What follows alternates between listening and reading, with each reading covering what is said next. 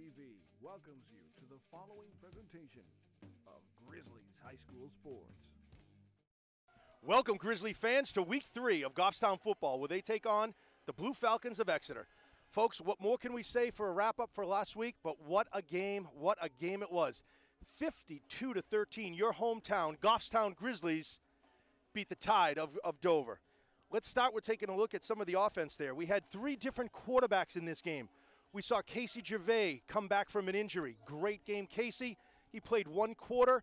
He rushed for a touchdown, and he had some big passing plays to his line mate, Connor Bork. We had Peyton Bickford come in, and we even had Nick Moquin. Both rushed for touchdowns. What was nice about the passing game was that they had 214 yards passing. You might say, well, that seems a little low. Folks, when you have the score of 52-13, you're running the ball. We're not trying to pass the ball. All 3 quarterbacks did an amazing job. We had some receiving touchdowns. With three receiving touchdowns, one a name that we always know is Connor Bork. It was the Connor Bork and it was the Casey Gervais show first 6 minutes of the game. It's pretty much all they played. It's pretty much all they needed to play. They both had missed the season opener against Concord. They come back like they're in mid-season form. Their technique, their open field, their spacing, quick little long plays, quick little touchdowns from Casey over to Connor Bork. We saw Frankie Diaz, a nice sophomore coming into the play. Coach said it's always nice to see some of these sophomores get into the play, but it's also nice to see some of the sophomores really contribute at that varsity level. So kudos to Frankie Diaz on that. Also, great reception from Tyler Small with his quarterback, Nick Moquin. Really nice to see this combination because, again, as much as you like Casey, as much as you like Connor, they're not going to be here forever, folks. So we need those underclassmen to kind of step up and perform. And we just saw what the next couple of years are going to bring us, which is going to be the Tyler Small and the Nick Moquin show. That was really impressive. As far as the rushing TDs, we saw some rushing touchdowns from Sam Sharon, Casey Gervais, Nick Moquin, and, again, we have our own Peyton, and that's Peyton Bickford. Folks, after the first quarter, the score was 20-0. After the second quarter, at the half, was 38-6. There were big plays all the way around, but we saw some big yardage plays also from the Ginger Ninja himself on a punt return, and is also a quick little pass play, over 83 yards on some of those big plays. Also, Connor Bork had a big play. Really, I believe it was the opening drive. He ran for about 56 yards, got a lot of gain on that particular play. And then Frankie Diaz. The speed that this kid possesses is amazing. And as a sophomore, for him to be able to contribute and step up at this varsity level is very, very impressive. The young quarterbacks. Let's talk about the young quarterbacks, Nick Moquin and Peyton Bickford. What was impressive to see in that game yesterday was how composed, not last week. It was to see their composure and how they handled themselves, their discipline, their quick release on the pass, and their footwork. They did a lot of things right, and it's a great problem to have when you have 2 sophomores that play a very similar game and played very, very well stepping in for Casey Gervais towards the middle and the end of the game. Let's talk about defense. This is one of my favorite things to talk about with football is the defense. It was a little bit of the old with the new. The old, can you believe it? We're calling juniors old here. But the old was Ruthier, 6 tackles. The machine himself plays 1 quarter and tallies up 6 tackles. How about part of the Como crunch? Timmy Como, he gets 3 tackles and he throws in a sack. After the first quarter, these kids are done. They're letting in the new blood and they're letting in the young blood to get in there. Some bigger interceptions of the day was by Peyton Bickford helping his own cause at the quarterback position. Jordan Cassette was very impressive. Had a nice interception, had some good yards after that interception, but also in that running back position played really well. Christian Melanson with an interception and TJ Hurley as well. Sacks were added by Sam Malone and Ethan Houle. All around, the defense put a lot of pressure on this young Dover team, and that's the name of the game with the defense. Have the defensive line give that pressure, that front pressure. It allows the ends and the corners to now apply that even more pressure for the interceptions, the forced fumbles, and good things are going to happen. One of the most impressive things that I saw and took away from the game last week was just the technique of the tackling. We saw so many tackles where they were just fundamentally and technically sound. A nice tackle, grabbing the legs, wrapping your arms around them and not letting them go. The other thing is, as a coach, as a spectator, you love to see gang tackles. It means that the first man is slowing down that lead runner with the ball, and everyone else is able to jump in and really kind of, shock and awe that offense. They did a super job with that. Today, formidable matchup. We have Exeter. Exeter, the Blue Falcons, were ranked by the Power Poll as ranked number 4, and here's why. They beat Central opening week at 17-0. They just beat Spalding 14-7. The coach, having an opportunity to talk to the coach, they're a conservative team and they run the ball. But what they do well on defense is that they're very big up front. We're going to be a little bit outmatched, but what they do is their ends, they make quick decisions, and they're a very, very well-coached team, according to Coach Huff. Their discipline, their hard work, and their technique all pays off. Something that you've heard me say that Coach Huff is trying to instill on our very own Grizzlies is that technique.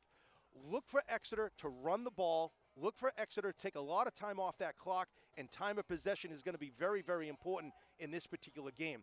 The man up front for Exeter on the offensive and defensive line is none other than number 74, Neil Vorster. He's the #1 college recruit in the state of New Hampshire.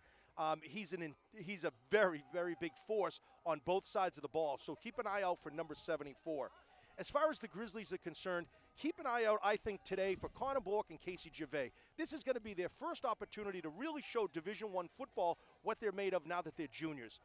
It's not going to be as easy as against the Tide of Dover, but we're going to be able to see Casey and Connor connect for quite a bit. If Exeter is able to shut down that running game or that short pass out to Connor Bork, look for that to open up the receivers. I expect a big game today from Christian Marquis, Big Tex, Sam Sharon, and Collins. Folks, if you like football, this is the game that we've been waiting for this year. It's going to be a fantastic matchup. As always, we have Jeff Ruth here behind the camera. Guest commentating today is Mark Cousson. Hopefully it's going to be more of a steady roll. And as always, I'm Al Potvin, your voice of the Grizzlies. Folks, come on down and enjoy the game. Enjoy.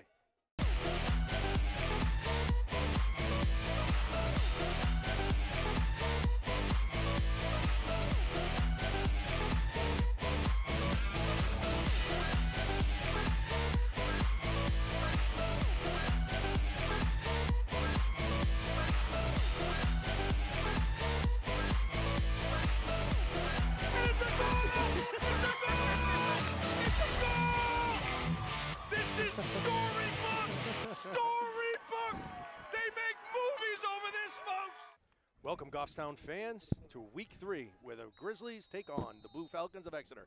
Today I'm joined with Mark Cousson as our guest commentator. Hello, Mark. Nice to be here, Alan. Thanks for the invitation. Christian Marquis set off to kick. Kick is right out to Kyle Ball for the Blue Falcons. Brings it up across the 30. He's still got room, wrapped up nicely. There we go. You know, we saw this, Mark, last week. And not only is he the star running back, but he's also great on the special teams. He covers so much ground so quickly, you just can't help to keep him out there in situations like that. It's neat every time on the special teams. We're seeing he's the last one to come up off that pile, you know? All the time, yep. Okay, the Blue Falcons are led by their star center, number 74. That's Neil Vorster, #1 college recruit in the state of New Hampshire. Handoff right up the middle to number 30, Mark Caccini. Hawks. Yep. Did I say Falcons? It's the Exeter Blue Hawks, folks. I think I said the Falcons.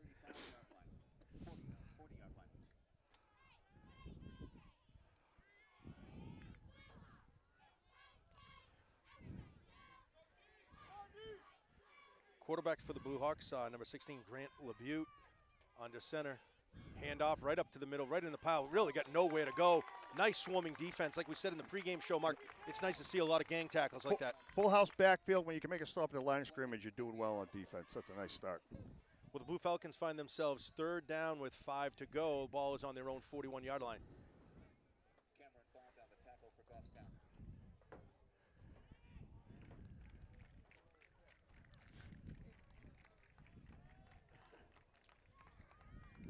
Grant LeBute, quarterback under center, has 3 linebackers at his disposal. Blue Hawks hand it off again, try to go up the middle. There's room this time. Dragged down by number 55 for the Grizzlies.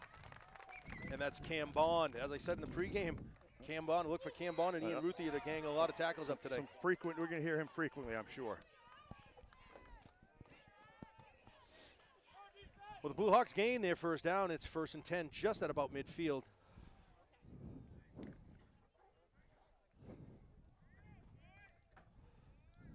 Interesting. We've seen a lot of shotgun formations here, Mark, and now it looks like Exeter sets up right under center. I'll tell you. Nice. Right in the backfield, really nice. quick. That's number 27. That's Damian Jackson.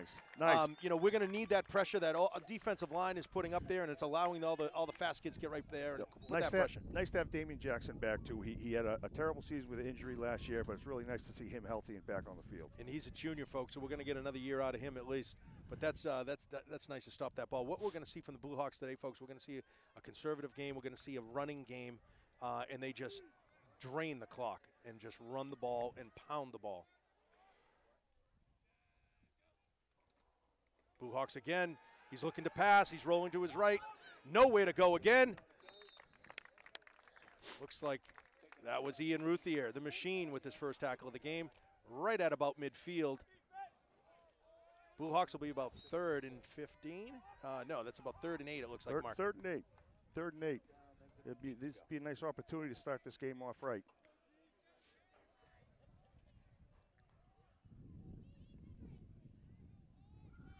Nice to see Christian Melanson back at nose guard, too, another one who was hampered with injuries last year. Yeah, that's what Coach had said. It'd be nice to get a good, full, healthy season out of him. LeBute under center for the Hawks. Handoff, looks like a reverse. Really, there's a cluster. Damian Jackson. Wow, again. Damian Jackson again gets in the backfield in a hurry. Also, who is that? Is that number 14? That's number 14. That's Peyton Bickford got in there, too. Peyton got in there really quick. That's nice. See, Peyton went back to his Captain America style cleats, too. I think there might be a little superstition involved there. That's fantastic. If we can get a shot of those cleats, we got to get a shot of those Captain America cleats.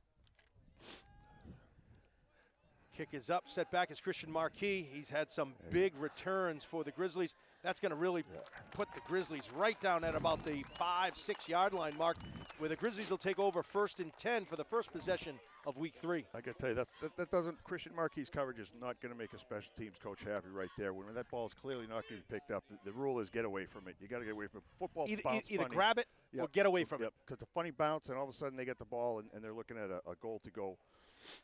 Well, folks, according to the coach, this is a very well-disciplined team, a hard-working, good technical team. Going to be conservative on defense with a lot of zone and not much blitzing, he had said. But the backs make very quick and very fast decisions. Casey Gervais set back in the shotgun, looking for a pass real quick. Quick out to Big Tex. Big Tex picks up a couple of yards on that play. Might even be close to a first down. Nope, looks like he picked up about 8 yards on that play. Tex has really picked up his game this year. He's a captain this year, and he has really showed that he's ready to provide for this team. You know, last couple of weeks, he's been showing up more in the second half, but already that's nice to see him right in the action. Handoff, Christian Marquis. Nope, Casey Gervais keeps it himself. No gain on that play, maybe even a loss of 1 yard on that. Again, that big tackle over there, number 74, is a force to be reckoned with. He sure is. Big boy on both sides of the ball.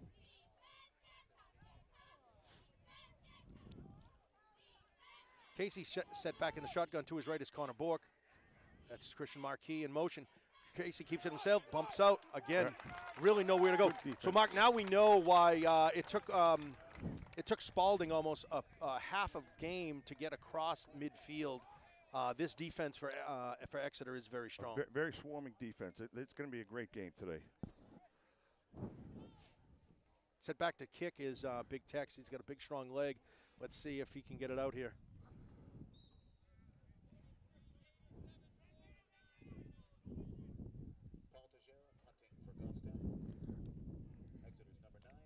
Gets it off. Nice hang time. Very good coverage on this play. We're getting the bounce.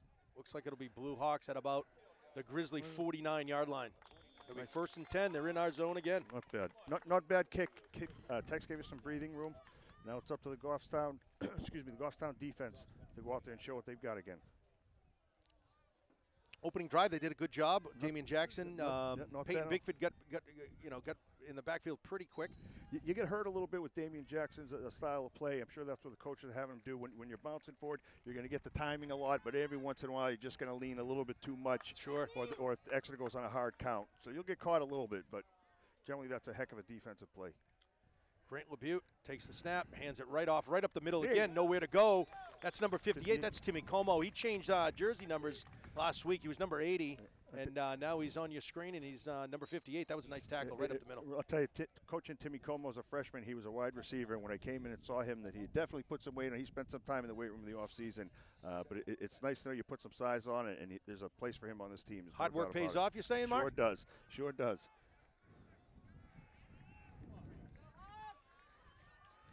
LeBute for the Blue Hawks. 3 running backs in the backfield. Boy, you can tell they want to run the ball. Get a little bit of room.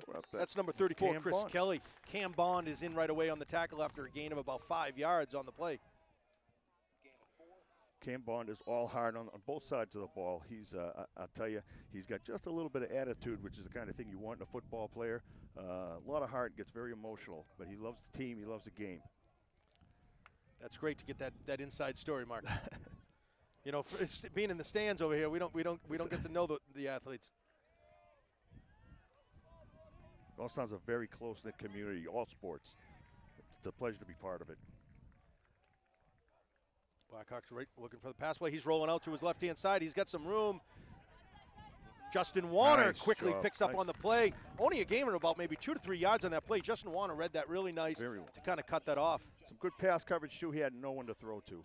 You know, Mark, I know you've coached the game quite a bit, so, you know, this has definitely got to be just go for the goal here. I mean, just go for the first down, not punt, right? You're already in the zone.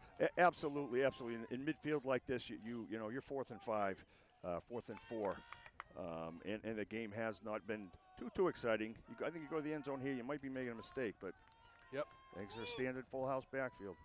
Boy, look at that backfield. They got 3 of them back there.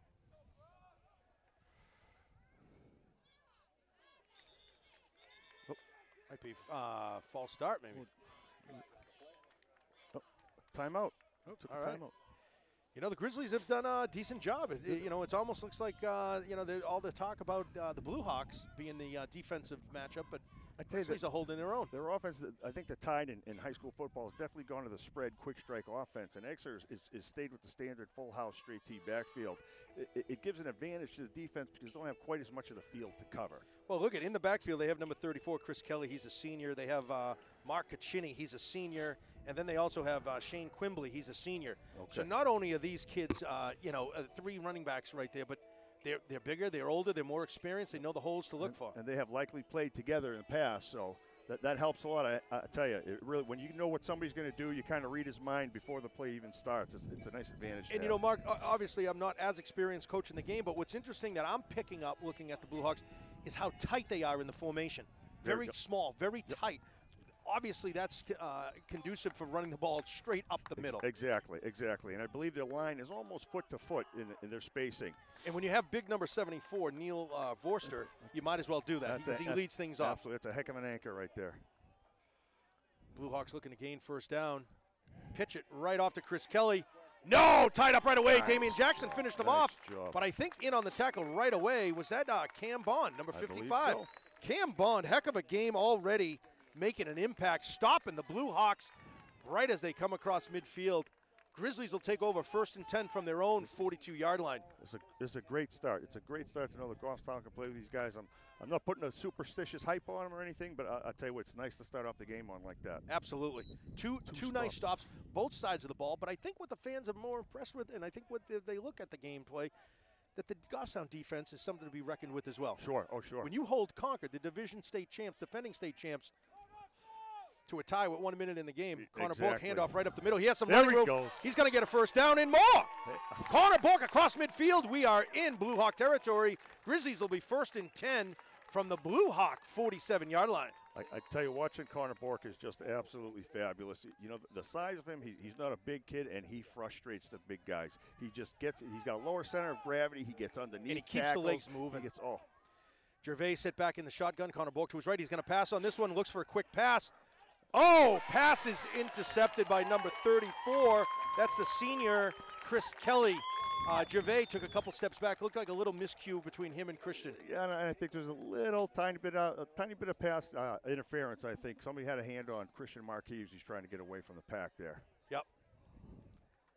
Blue Hawks will take over from their own 24, at least now that they're in their zone. If we stop them again, it's a battle of field position, Mark. Sure is. You'd like to see the offense on the field a little longer, but sure. At the grand scheme of things, we got the ball deep into their zone. Labute under center. Again, his strong formation in the back. Shocker if they run right up the middle. Again, nowhere to go. The Grizzlies shut down the Blue Hawks again. Oh, and we come up with the ball. Look, that's number 54 for the Grizzlies. That's Christian Melanson coming up with the ball. I guess it is good if he's healthy. What a great break for the Goffstown. Wow, and that's great field position. Sure is.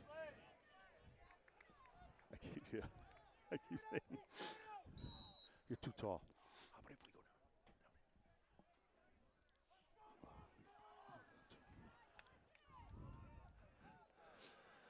Grizzlies looking to strike here first. Got two men in the backfield. We got Christian Marquis and Connor Bork to each side of Chris. Gervais pitches it right out. Christian is there, gets tripped up. Picks up about maybe 3 yards on the play. It'll be second down with about 7 to go. Running the option on that. It's nice to have that weapon. The fake to the left, then coming back to the right side with the option. It's neat to see the two different styles of offense. You Sure got a small, tight, run right up the middle, and then the Grizzlies look like as though they have maybe more options available. Connor Bork right up the middle. He has some running room. If he bumps outside, he's gone. That's going to be touchdown, Grizzlies. Connor Bork strikes first blood for the Grizzlies. Grizzlies are in the end zone. 6-0. No flags on the field. It looks good. Grizzlies 6-0. Mark, what a play. Great start. Great start for Goffstown. That's what they needed. They need to let Exeter know they're in a football game. I tell you, in the opening game of the season, they had Concord worried. We want to surprise Exeter. We want to come out here and let them know that Goffstown is a team to be reckoned with. Well, I know they stunned Concord. They stunned the state by taking the state champions, defending state champs, to a 20-20 tie with 1 minute left in the game. That definitely turned some heads. Oh, it sure did. Sure did. And I'll tell you, that was a game, we'll say, without two of our go-to starters there. But Goffstown just played wonderfully that game, and it's nice. We didn't even say that. They held them to a 20-20 tie without two of our main starters on the team. Christian Marquis set up for the extra point. It's up. Good. It's good.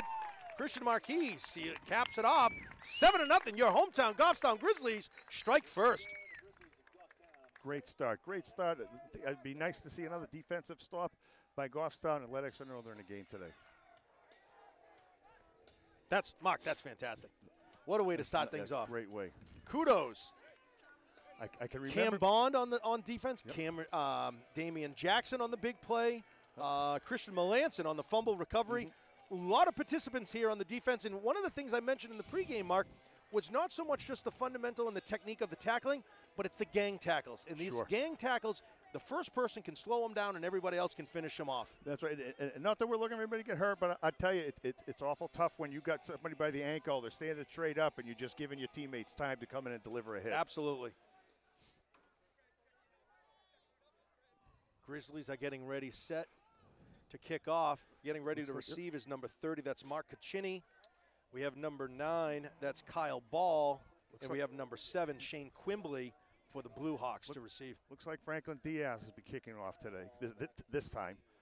Christian Marquis earlier, but without Heidenreich here. Frankie can move, can he? Oh, sure can. That is a quick kid. Does he remind you of me when I'm on the treadmill, Mark? What's a treadmill? Yeah.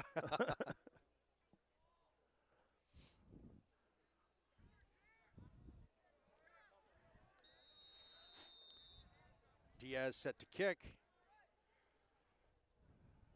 Kick is up. It's like an onside kick. Oh, clearly an onside kick. That's a Goffstown ball. Goffstown ball, Grizzlies. What a call by the coach. What a play. Clearly a called onside kick. That was no mistake. He did it purposely. Grizzlies take over at the Blue Hawk 45 mark. Grizzlies are 1st and 10 right after they strike first blood. Kudos to the coach to have the guts to make that call. Absolutely. Exeter was not expecting that at all. You know, Mark, we talked a little bit earlier that, the New Hampshire NHI AA poll had Goffstown ranked tie for 10 in the ESPN poll. Had them ranked 7th, while Exeter was ranked 4th. Yep. I tell you, that's one of the things I think as a head coach, you try to hope that the kids don't hear about. You want them to know you got to work hard all season, and unfortunately, sometimes you get a call like that. And Gervais set back, quick pass to Big Tex. He's gotten a little bit. Oh, pass is incomplete. On the coverage was number 56 for the Blue Hawks. Tex a little frustrated with himself there. That's going to happen by the number of throws, the number of targets he gets. So you got to expect that to happen. Nobody's going to be harder on him than himself right now. Yep. He'll make that up. Big body. Looks like he's mismatched, so maybe we go high in the corner on one of these plays. Gervais set back in the shotgun. Bork to his left. Keeps it himself. Quick pass again. This time he connects to Christian Marquis for a first down and more for the Grizzlies. Grizzlies are moving the ball nicely, They Mark. certainly are. They seem to be in their groove now. You know, what's nice about the Grizzlies, again, is that they have options. We got a great running game with Connor Bork. We got the option with Marquis. We got the big receivers on the outside. And we haven't even sprinkled in Justin Warner out there or Matt Collins. Absolutely. Gervais set back. This time right to Bork, right up the middle. Can't shake away on that one. There's a gang tackle by the Blue Hawks. Short gain for Connor. Tackle on the play by number 74, Neil Forster for Exeter. Second down.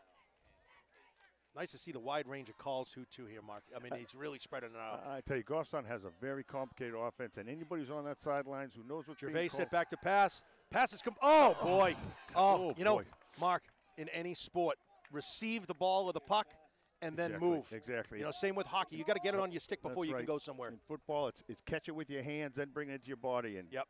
you got to even watch baseball. the ball right in. He was looking already to where he was going rather than seeing the ball in his hands. You can't do anything without the ball, without the puck. Folks, I got to throw in those hockey, you know, Yeah, those hockey stories now and then too. I'll throw a wrestling one in there for you every once in a while. Connor Bork right up the middle. He's going to bump out. No, he's going to be, yep. Tackled by Neil Forster and also number 56 for the Blue Hawks. Number 56 is Chris Henry. No, looks like there's no question about it. He's not even thinking about it. Here comes Justin Warner, and there'll be no field goal attempt here. Yep. Little deep, I guess. A little deep for a field goal. He's got his weapons. He's got Big Tex. He's got Ginger Ninja, Justin Warner, and Matt Collins on the far right. Yep. I'd like to see a little attempt here. Don't be surprised to see Connor Bork get the ball. He's set back to pass, going for the mismatch. Oh, pass is intended for Big Tex, Paul Teixeira. Passes just a little bit behind him.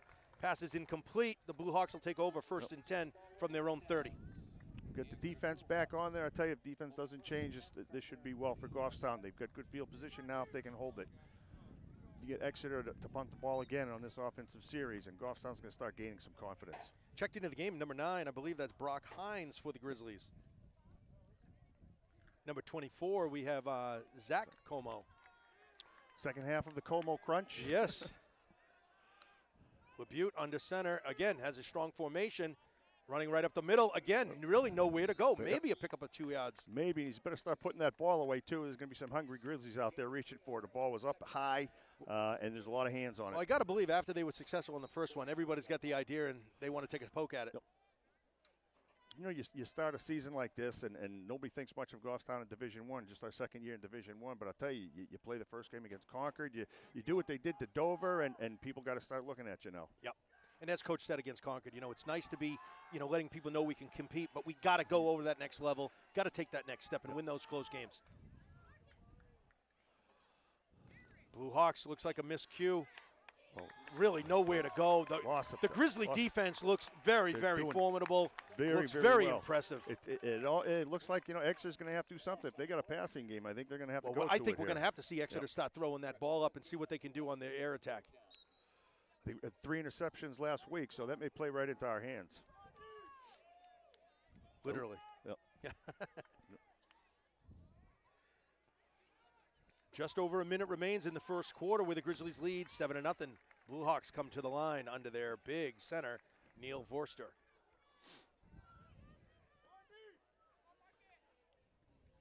Labute takes it right up the middle, nowhere to go. No. Damian Jackson again on the tackle. I think somebody had him by the ankles first, and Damian might have finished him off, but he just seems to put himself in the right spot all the time. Boy, I'm going to tell you, this is an impressive defense by the Grizzlies. I think there's a lot of stunned Blue Hawk fans here. There's a little bit quiet. Not much activity going on in this side of the crowd.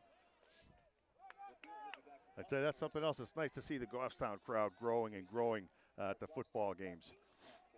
Set back is Diaz and Marquis. That's a Heck nice of a punt. kick. Heck of a That's a kick. great punt. Marquis has that ball, slips up. Oh, you know what? He's down. Oh, he's going to call it. Christian signaled for a fair catch, and you cannot do what he just did. You I can't believe try to that's what it take is. off after you call the fair catch. Once he signaled the fair catch, and he was running back for the ball, but he did wave his arm. And once you try to advance a fair catch, that's a penalty. Interesting. Coach, that's why we have Marcus on here, color commentator. That's a great call. Let's see if that's what it is. I can't imagine it's anything else, right? The flag was right there. The hush of the crowd waiting to hear the verdict. Everyone wants to know. How do they single that one? Yeah. Let's see.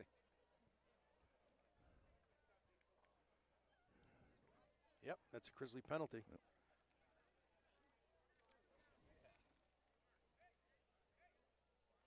You know, it's one of those things you have to make a guess at a certain time. You either commit to the fair catch or listen, not. you got these guys streaming downfield. Sure. Your adrenaline is going. You got to absolutely. make these quick, instinct decisions. Sure. I guess I'd try to get the ball and run away too. I don't think, obviously, he didn't expect the heck of the punt that it was. And then he turned around, and you got to immediately see the other team's end zone behind you coming up close. So the fair catch was there, and then maybe he changed his mind, decided, well, I did have enough time to run it. But looks like they're talking to number 14, Jackson Allen, for the Blue Hawks. Not quite sure. I don't believe he's the captain on the team. I think they have an option here is to take the ball. I know they can't re-kick, but I'm not sure exactly how they want to accept the penalty.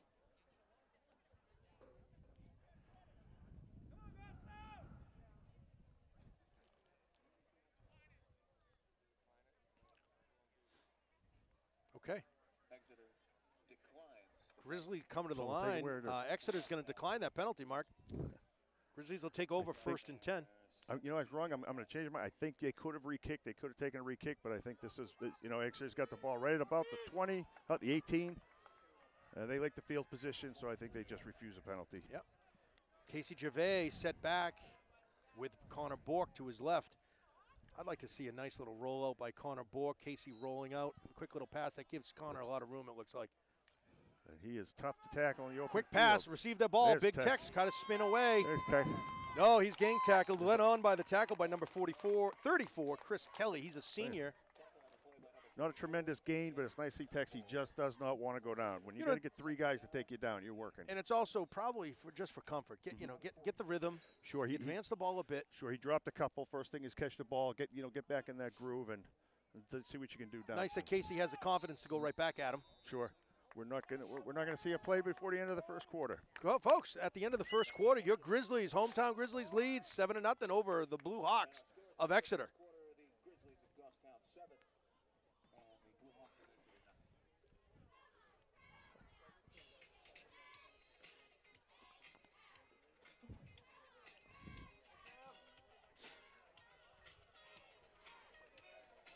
See if I can remember some of the nicknames we gave these kids. Oh, sure. At least the ones that are PG. Well, listen, hold on. Let me write these down. Well, the Ginger Ninja likes the Ginger Ninja. Yeah. Let's see. Does Como Crunch like the Como Crunch? I think they do. Absolutely. Actually. That's a nice. The Machine likes his. Ian Ruth here. Okay. What else we got? I'm writing them down. As I'm looking out there, well, Peyton Bickford, I was called Captain America because of the Captain cleats. America. I promised Ian Pizzeni I would come up with one for him. Last year, at the end of the regular season, Ian Pizzeni became the IP address. IP address, nice. I think I'm going to call Connor Bork. I'm going to create a nickname for Connor Bork right now. We're going to call him the mailman because he always delivers. Sure.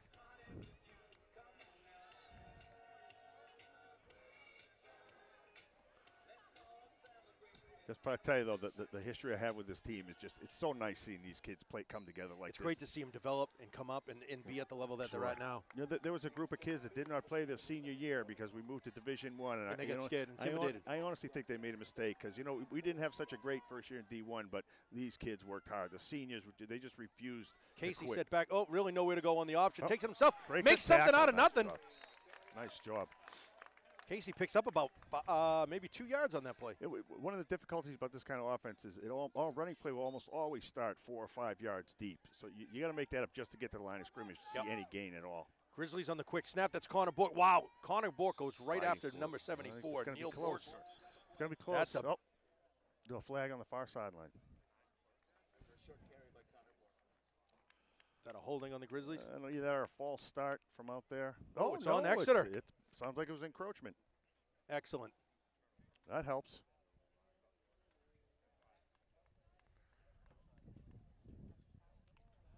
Now, what are they saying? What are the refs saying to Christian right now? He's Coach? giving him the option. They can take the penalty and get a first down. And I'm not sure exactly what the option is now. And I'm thinking now it probably wasn't encroachment. It might have been some kind of pass interference. You want the first down, don't you? I mean, absolutely.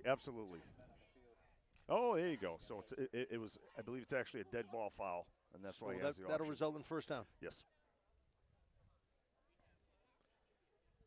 Boy, that's got to upset the coaching staff at Exeter in a situation like that for somebody not Mark, to know. from your experience, is that typically an anxious kid to hurry up, get out on the field, or is it a coach sending somebody inadvertently? I'll be honest with you. That might be a kid who's losing it. The rule is always it's a player's responsibility to know what teams he's on or is out there, and coaches have plenty to think about during the game. Yeah. One of the biggest frustrations is somebody you're screaming for somebody because you only got 10 guys on the field.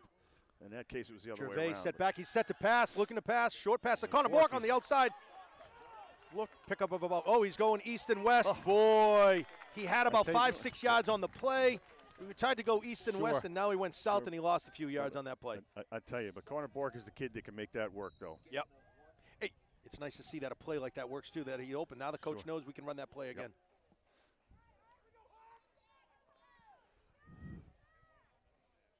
Casey set back on his right. 3 wideouts, Christian Marquis, Justin Warner, and Matt Collins. I'd like to see Matt Collins get involved in this play here.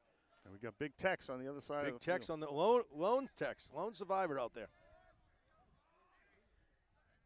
Casey set back to pass. He's going to Tex. It's deflected. Pass was intended for Paul Teixeira, but it was tipped by, I believe, was that number 64?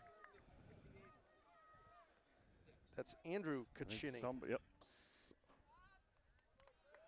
I think Tex was definitely Casey's target on that play. Looking for him right away. But you're right. Depending on who's covering Paul, there's a great advantage to have long arms like that and be that tall because you can just go up and get it. Gervais rolling to his right, has a blocker, has 2 blockers. He's going deep. Boy, there's no one there. Looks like a miscommunication there. I think so. I think Matt Collins was looking to make a block downfield, and he may have been the intended receiver. Yep. But you ask a lot of Matt Collins. He plays wherever you want him to. He's a heck of an athlete, and he just comes out here and wants to participate, wants to contribute. I guarantee you that won't happen too often with Matt Collins. He pushes himself constantly. Coach has a lot of respect for Matt. He says he's one of the hardest workers on the team. Absolutely. And he said he's also one of the smartest players he's coached. Sure. He was a warrior in the Concord game. You could tell he was hurt, and he just refused to come out of the game. At some point, the coach has to say, listen, I need you for the rest of the season. You're going to have a seat. Yep. Paul Teixeira set back for the Grizzlies for the punt. It's snapped. Gets a nice punt off. Very nice punt. Called for a fair catch. That's Exeter. Exeter will take over from their own 37-yard line. 1st and 10. 10.5 minutes remain, Mark, and the Blue Hawks have yet to score. I tell you what, there's a lot of people thought that this game actually might be over by now, and it's nice to see that. Like I said, absolutely. I love being the underdog, coming back to surprise people. I got to tell you, it's amazing. I believe Exeter has 87 kids rostered. Oh. And when you look at it, it looks like... What do the Grizzlies have, for instance? I believe they have 60, hang on a second, I got the 56 kids. 56 versus 87. That's another whole team. Absolutely. Oh, boy. Grizzlies take over again. Here we are, chit-chatting. Peyton Bigford. Look at that. Peyton Bigford picks up on that fumble caused by, I believe, Joe Small and Damian Jackson. Yeah. Big Joe Small. I love that name, too, because I got to tell you, it's fantastic. There's nothing small about Joe. Mark, I'm going to tell you, for the spectators that are here, for the other coaches that are here, I think they're a little shock and awed a little bit right now with the Grizzlies' defense. I believe so. It should be the papers writing about the Grizzlies versus the Blue Hawks. Sure. We just got to keep that, Grizzlies are getting the opportunity on the offense. We got to make something happen again. Exactly. Put a little bit of separation here. You got to take some advantage of these breaks now. Casey has his usual weapons. This time they're evened out across. Right to Connor Bork in the middle. He bumps out to the outside. Really nowhere to go. That looks like a loss of about maybe 4 or 5 yards on that play. Sure was. There's the stereotypical Blue Hawk defense. Right. Getting in that backfield quickly and really smothering the runner. You know, Goffstown traditionally, if it is a running play, there's a lot of misdirection involved. I love the mesh between Casey Gervais and Connor Bork because, listen, frequently we'll confuse the referees. They'll blow a play dead thinking that Connor Bork has the ball, and there's Casey Gervais running downfield. Quick pass in the middle. Nice. Connected to Christian Marquis. Touchdown. The Ginger Ninja is going to score. He's in. Touchdown, Grizzlies. Untouched. Grizzlies go up 13-0. Great play. Wow. He knew exactly where Christian was going to be, and Christian made Exeter pay for that one. I'm going to tell you, Mark, week 1, stunner in Concord. Week 3, stunner here in Goffstown. A lot of football left, but I'll tell you what, Goffstown's got to keep their confidence up. They've got to end the first half, and it's a lot of time, but they're going to end it the way they started it. You can't let down, and you got to remember there's 2 halves of football to play. And for the record, Mark, I did say in the pregame, expect a big game from the Ginger Ninja himself. Absolutely. Absolutely. I just want to go on the record of saying that I called that. Well, speaking of it, here he is again. Let's see what he does on the second extra point. It's up. It looks good. It is good. It's good. It's Grizzlies take the lead, 14-0 over the Blue Hawks. I got to tell you, some of the kids who aren't playing for Goffstown today really appreciate having Christian Marquis kicking the PAT. Because when Heidreich was back there, every one of those went over the net behind the goalpost, which means you're going in the woods to search for a football. I think, unfortunately, Dover expected us to chase theirs last year, and my only explanation was house rules. You got to go get your own. But Christian Marquis doesn't quite put the elevation on the PAT as Heidenreich did, so it hits the backstop. You don't have to chase it. Well, what a drive again. A drive that originated from a turnover. That's right. And That's again, right. Mark, Absolutely. whatever level of football you're watching, I don't know if you watch Thursday Night Football with the Falcons and the Buccaneers. Sure did. Turnovers, early lead for the Falcons. From the defense, early turnovers here by the Blue Hawks. All of a sudden, the Grizzlies have a 14-0 lead with about 10 minutes remaining in the first half. And there's so much involved in it. The other team has to take advantage of their turnovers, of their gains when they get it. You got to take advantage of a turnover. Frankie Diaz set back to kick. Kyle Ball set back. Oh, boy. That's a problem. That's a dead ball. That ball has to go 10 yards before it's live. So is that a penalty? I believe Exeter take the ball right where it is. Oh, boy. Exeter's taking that ball right where it is. That's going to be in Grizzly territory, just at about the 40-yard line, maybe the 42-yard line. That's an unfortunate play. Yeah, bad break for Goffstown right there. I tell you what, it's kind of another case of you got to watch the ball into your hands when you catch it, and you got to watch the ball come off your foot when you're kicking. Franklin does not have a lot of experience kicking. It's one of those things when you lose them, you got 5 minutes after practice and see who can kick. The kickoff and the extra point kicks are probably different. Sure. Oh, absolutely. LeBute under center, handoff right up the middle. This time they move the ball. I think that might be their largest gain. That was about 5 yards on the play, number 30. That's Mark Caccini. That was the most progress they made all game. I think so.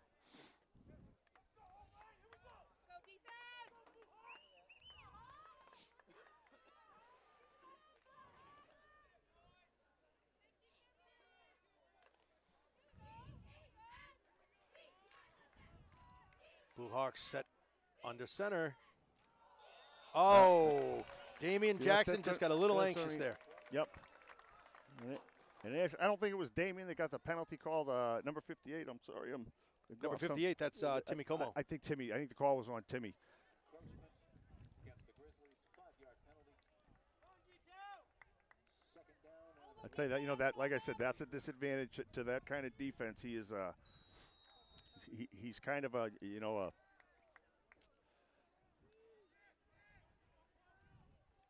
LeBute under center for the Blue Hawks. This time a pitch. Right out. Still really first down, but they really didn't go anywhere on that play. Again, that was their senior running back, Chris Kelly, on the play. Goffstown's defensive line stayed at home. 1st and 10 for the Blue Hawks from the Grizzly 27. Boy, it'd be nice to kind of keep them quiet and keep them scoreless for the first half. Sure.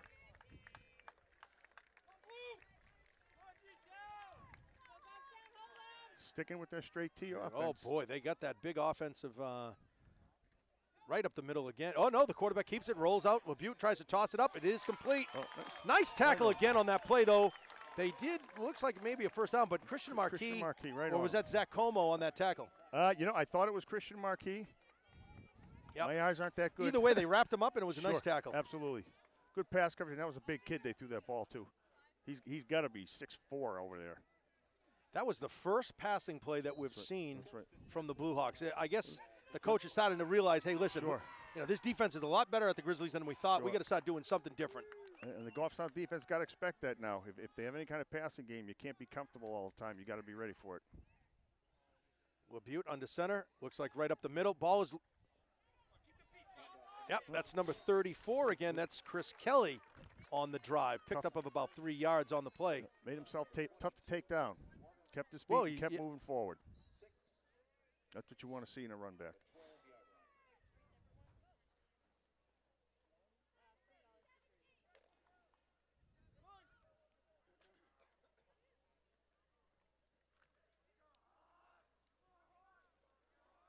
I can smell those burgers, Mark, at that Grizzly den.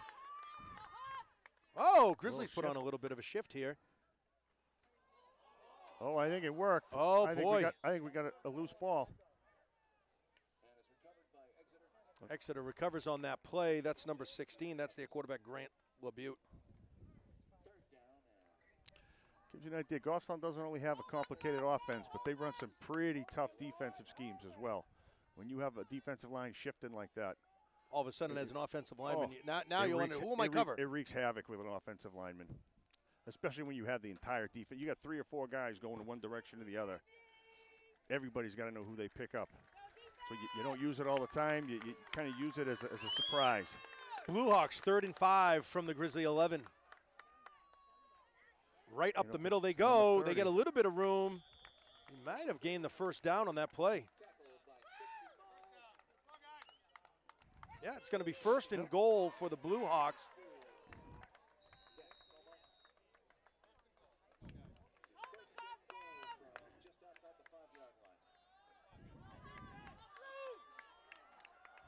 Just under 7 minutes here remain. The Blue Hawks really knocking on the Grizzly door.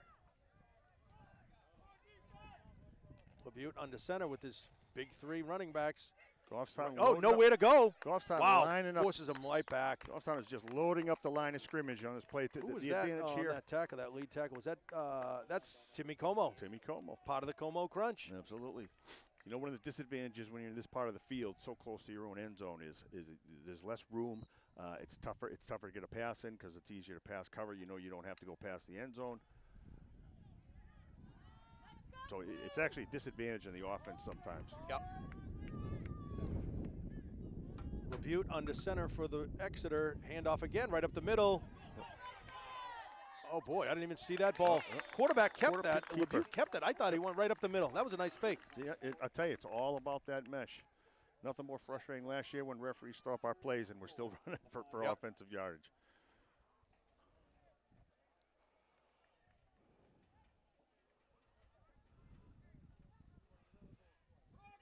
Big play coming up right now. 3rd and 5 with the ball on the 5. Exeter taking their time coming to the line, draining the clock again. Sure. Be nice to get a big stop here.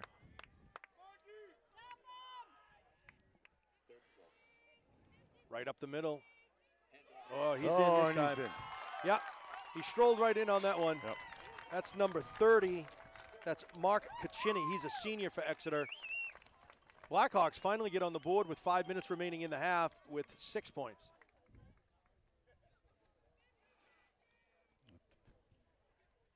I'll tell you, the Exeter kicker was making 35, 40-yarders of pregame field goals. Boy, we got number 87. That's Matthew Opeachy. He's a senior. Must have a strong leg. Oh, he sure did. Is he the one punting earlier too, Mark? No, I don't think he was punting. I believe it was number 84 punting. But kick is up. That's what Extra I mean. point. There's a flag on the play. Would that be roughing the kicker? Could have been. I didn't see that, but that's generally what. No, it's on Exeter. It's on Exeter. That could be a big play. Maybe a false start. So no extra point. The penalty will be enforced on the kickoff. Oh, I guess Yep. I guess that was against Goffstown. Okay. I saw the referee signal to Exeter at first. I think he was pointing at someone, but you can see what I mean by the backstops and the home field advantage, because somebody's in the thicket right now looking for a football. Right. And it looks like to be number 57 over at the Blue Hawks. He's running in the woods. You'd think maybe Goffstown would trim that tree. Maybe trim that area a little bit, right? We have a Department of Public Works, don't we? Sure. Maybe they can come over and trim some of those shrubs. Yep.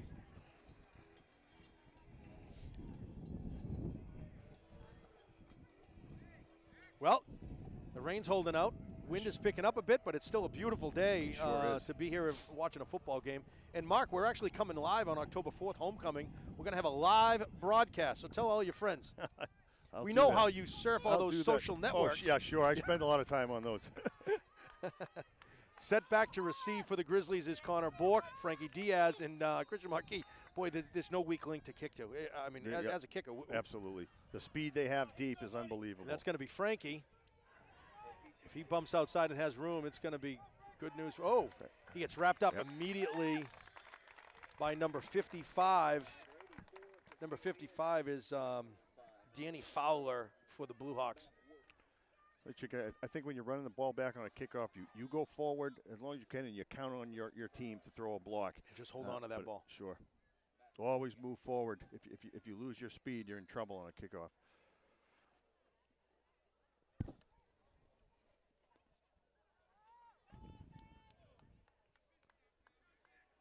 Grizzlies will be 1st and 10 from their own 25. Grizzlies take over 1st and 10 from their 25-yard line. Gervais set back in his famous shotgun. Bork to his right. Connor Bork takes it out to the outside. If he gets some room, picks up 5 yards on the play. Nice. Connor Bork. I'll tell you, he'll surprise you because he'll make you miss, and then when he lowers his shoulder and goes at you, you feel like you were run over by a truck. That's amazing that a kid that size can do that.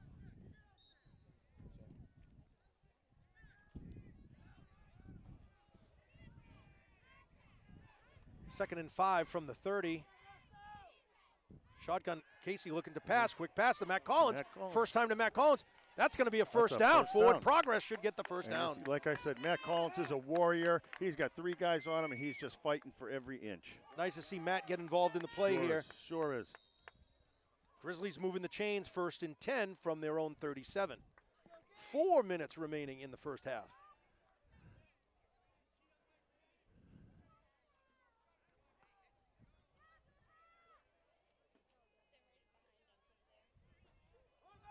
Looking to pass again, pump fake, he goes up.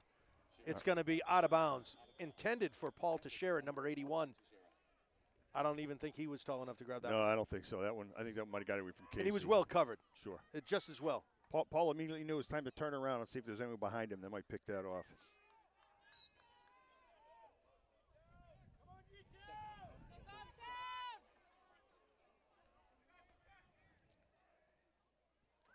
Gervais set back. Gonna pass again, 2 steps. Easy pass to Connor Bork. Connor Bork picks up about maybe 4 yards on the play.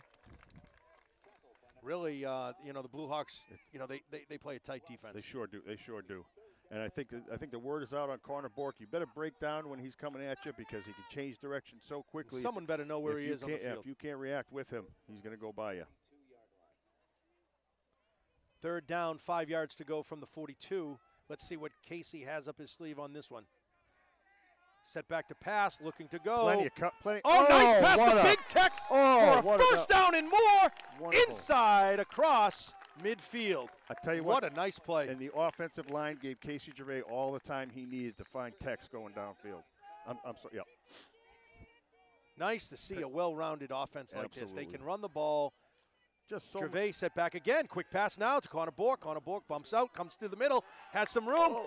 Pick up 5 yards. Looks like he almost got clotheslined on that play. I think so.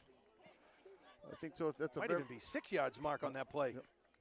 Very subjective call. You see somebody's head snap back like that, and you got to say a little prayer, cross your fingers. He's still in there. He looks good. He's just so compact. He is. How tall is he? He's got to be, what, 5'4"? If that, I think. Gervais to Connor Bork right up the middle. Picked up maybe 1 yard on that play, driving it right down to the middle. It's going to be 3rd and 3 or 3rd and 4. I'll tell you about Connor Bork. He is a 2 or 3. Is he a junior? Yes, he is. Junior. He's a 2-time state champion wrestler. The rest of the season hasn't started yet, but we expect that from him in his third So he's year, not a too. tough kid at all. Oh, jeez. and then as soon as wrestling's over, he gets about 4 days off and goes to play lacrosse, too. So.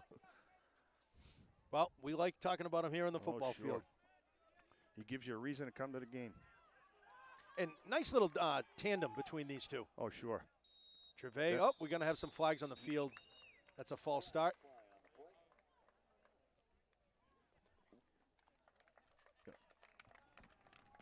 Got a false start.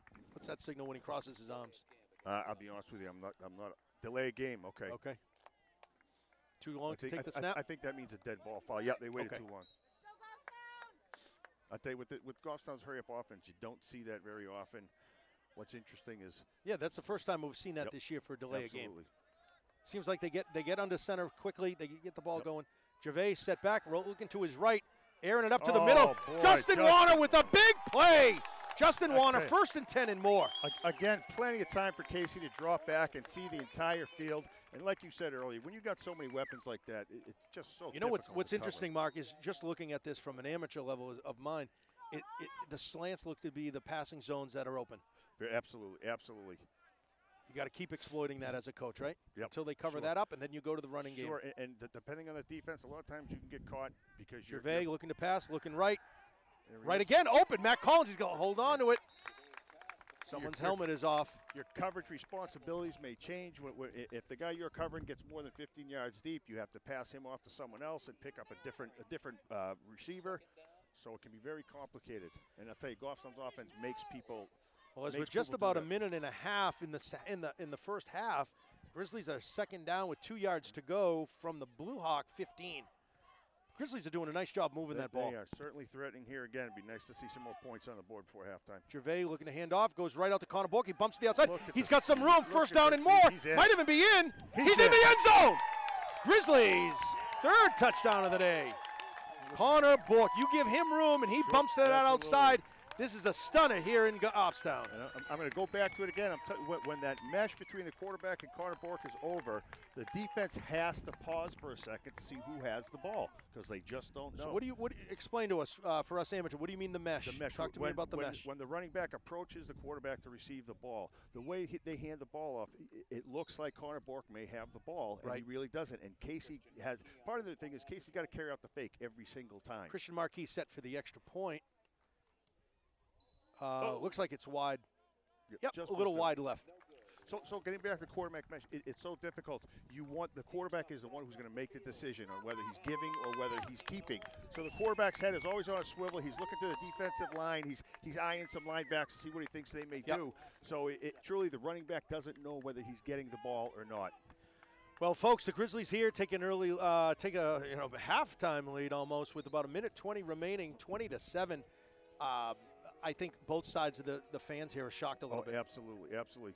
And the thing Goffstown's got to remember now, there's still a minute 19 left, and we know better than anybody that you can't have a quick strike offense. One bad play on the defensive part or one good play, whichever way you're going, puts more points on the board. You know, I had an opportunity to talk to the coach briefly before the game, Mark, and he was saying he has a lot of respect for the head coach of the Blue Hawks. He says he's probably one of the best coaches in the state of New Hampshire. And I immediately said, well, Coach, you're not giving yourself enough credit. Sure. I certainly would Absolutely. put him in the category of a fine coach. Oh, what he's done with the Goffstown program is absolutely perfect. And it was a pleasure to work for him. I like to think I'd be back on the sidelines one time. Well, we like you up here too, Mark. Marquis set off to kick. Not a bad kick. Not a bad kick. That will be received. Wow, in on that tackle was the machine Big- real quick. Just big again, hit. slowing someone down. A couple guys get in on the main tackle. Is that that's 87 or? Yep. Oh, that's number 87 for the Grizzlies. That's Brad Beliveau on Brad. that tackle. Nice job, Brad. That's bad Brad Beliveau. Bad Brad. I'm writing that one down. Bad Brad. Nice to see a new name get in there on the tackle. Yeah, absolutely. That's the thing. The Goffstown kids are willing. Listen, if I'm not starting offense or starting defense, I'm looking to get on the special teams. Yep. You can always contribute there. And I think as the Goffstowns get more competitive, it drives everybody in the school to want to be a part of it. Sure. Blue Hawks go up the middle again. He's spinning, he's moving, he's dancing. He picks up about 6 yards on the play. That's 34, Chris Kelly. This is a kind of bend, don't break defense for Goffstown. You can give the ball. The important thing is keep him inbound so the clock is running. Let's get out of this half. Absolutely. I got to believe the Blue Hawks are going to air it up on their second pass play maybe before the half, unless they just simply don't pass. Yep. It'll be interesting to see. 48 seconds. I think we Blue would Hawks take the time. We would have seen more passing by now. Yeah, they got a wing left now. I think that's the first time we've seen a different formation. Absolutely. Other than the three back. He's looking to pass. Oh, and he got hit. Nice pressure. Oh. No, pass is incomplete. On the coverage was Justin Warner. But the quarterback, somebody got to the quarterback. Mark, who was that? I'm sorry, I was watching downfield. You know, after the Concord game, talking to the Coach Huft, what he said he really wanted to work on was that cornerback coverage, that secondary coverage. He likes what he sees on the defensive line. He likes the pressure the ends are putting on. He says what they really got to work on is that secondary. Yep. Interesting to see Blue Hawks go for that one. 31 seconds here in the first half. Blue Hawks go back to the running game up the middle. He's got a lot of yards. He's going to gain on this one. Nice tackle, Christian Marquis at about the 32-yard line. That's number 30. That's Mark Caccini. Goffstown defense has got to tighten up now. We don't want to give up any points going into halftime right now. Now the clock stopped. I think just until we have a timeout, I believe. Oh, they sure did. Exeter took their timeout. I'm not sure how many they have left, but we got to hope that's the last one. And you got to make sure you have the proper coverage on that secondary here, because this is definitely a striking area where they can come back, and all of a sudden, you know, you're going in with a 13-point lead into the half, and now all of a sudden it's shrunk down. Sure. It's the difference of 2 scores and 1 score. And it depends on who's going. You know, it's the difference between who goes into the locker room with the momentum. Yep. I think it'd be real big for the Grizzlies to put up a nice stop here. Sure. Yep. I think Exeter's probably going to have to go to the air, too, because the running play is going to get this clock running.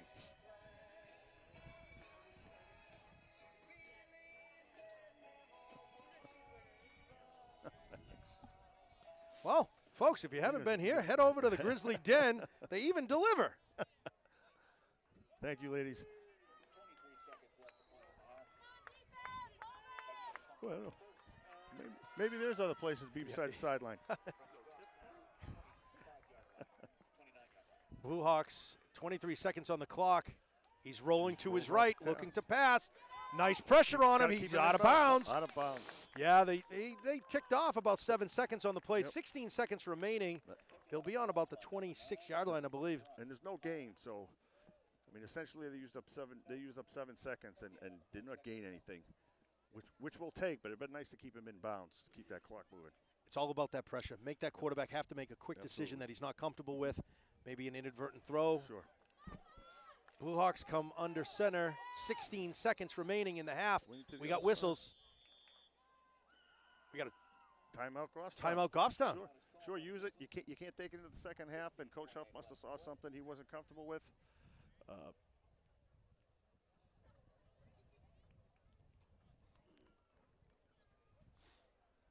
Defensive coordinator for Goffstown is Dave Gilmore. I believe has some experience with Londonderry as well. Yes. Either he or Coach Huff definitely saw something I don't like, and like I said, you can't use him in the second half, so take him now. Mark, shed a little bit of light on the coaching perspective. Who's actually calling that defensive scheme? Is it the defensive coordinator or is it the head coach? Well, I got to tell you something. Like anything else, the head coach will call whatever he wants to call. Sure. But he's got so many things to think about. Generally, it's going to be Dave Gilmore calling the defense. Their sound equipment on the field allows them to talk to each other. So obviously, if Coach Huff sees something, that he doesn't like or does like. And then there is an offensive and a defensive coordinator up in the box as well. Absolutely, yep. Offensive coordinator on the field is Alex Sobolov, Goffstown graduate. In fact, his father was the athletic director a while ago here. Okay, the Grizzlies looking to stop and go into the halftime with a 13-point lead. Blue Hawks come under center. Wing right this time. Blue Hawks hand off right up the middle. They do the same thing. They pick up a little bit. Ticking time off the clock, 11 seconds. Clock will stop with 11 seconds. They pick up about maybe another timeout from 4 yards on the play. We have a Goffstown player down, slow to get up. That's Cam Bond. He's hobbling a little bit. He looks okay. That's good. Can't We got another timeout here, Mark. Oh, they're coming right back to the ball.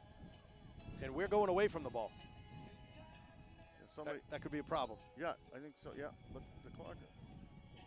And there's 11 you seconds. do have a defined amount of time on your timeout, so they're not going to start the clock again until the timeout is over. Now, was that second timeout? Was that our? That was Exeter's timeout. But then they immediately go right to the ball. That's right. So that's interesting. Oh, they're kicking. They're kicking. That's 87. Well, interesting. They have to go to their kicking game. You said he was he was making 35, 40 yards consistently. That's going to be about a 30-yard kick right here. Yep. Interesting. That's number 87. That's Matthew Opichi. I think that's going to be closer. We could see a fake here, too. Yeah, you're right. I think that's closer to 40 yards. That ball's on the 25. You got to give him 15 for the snap and 10 for the end zone. That's closer to a 40-yard kick. Justin Warner should get ready for this guy to roll to his left. Absolutely. Don't commit too much. Blue Hawks looking for the field goal. They're going for the kick. It's up. It's going to be way short. Grizzlies will have a 13-point lead as they enter the half. And the clock they're getting the ball. They're getting the ball back right now. This is Grizzly ball for 6 seconds. As the coach just down. Take a knee. Go into the locker room. And work on what you got to fix. Something I know about Coach Huff is I don't care if the score is 50-0 at halftime. There's something to work on. He's going to fix something. Folks, we hope you're enjoying this game as much as we are. We'd love to see you down here in person. And if you can't do that, October 4th, we'll have a live broadcast from the game right here where it is homecoming week. And rumor has it the Powder Puff game is afterwards. And I told my daughter that I might announce the Powder Puff game. That's great. She's a linebacker in this one. That's great. That's great. It's funny to see all the seniors that they've will been be practicing here too, Mark. as coaches and going out there. And Casey takes a knee. We're going to go into the half where the Grizzlies are shocking the state again with a 13-point lead. Mark, it's one thing to score touchdowns, but I think the shock is also with the defense. I tell you what, somebody's going to have to start standing up and taking notice of the Grizzly defense. You know, the defense has been all defense, all talk about Exeter. How about all talk, all defense for Goffstown? I believe that'll be written in the papers tomorrow. I believe so. Because like you said, Holden conquered the Twins. You got to remember, our last game of the season last year was the Concord, and they really put a beating on us. It was funny, ironic to open up the season with them and let them know, hey, we're back. Absolutely. You know? Well, folks, go get a break, go get a sandwich. We're going to do the same. Enjoy your break. We'll be right back. GTV welcomes you to the following presentation of Grizzlies High School Sports.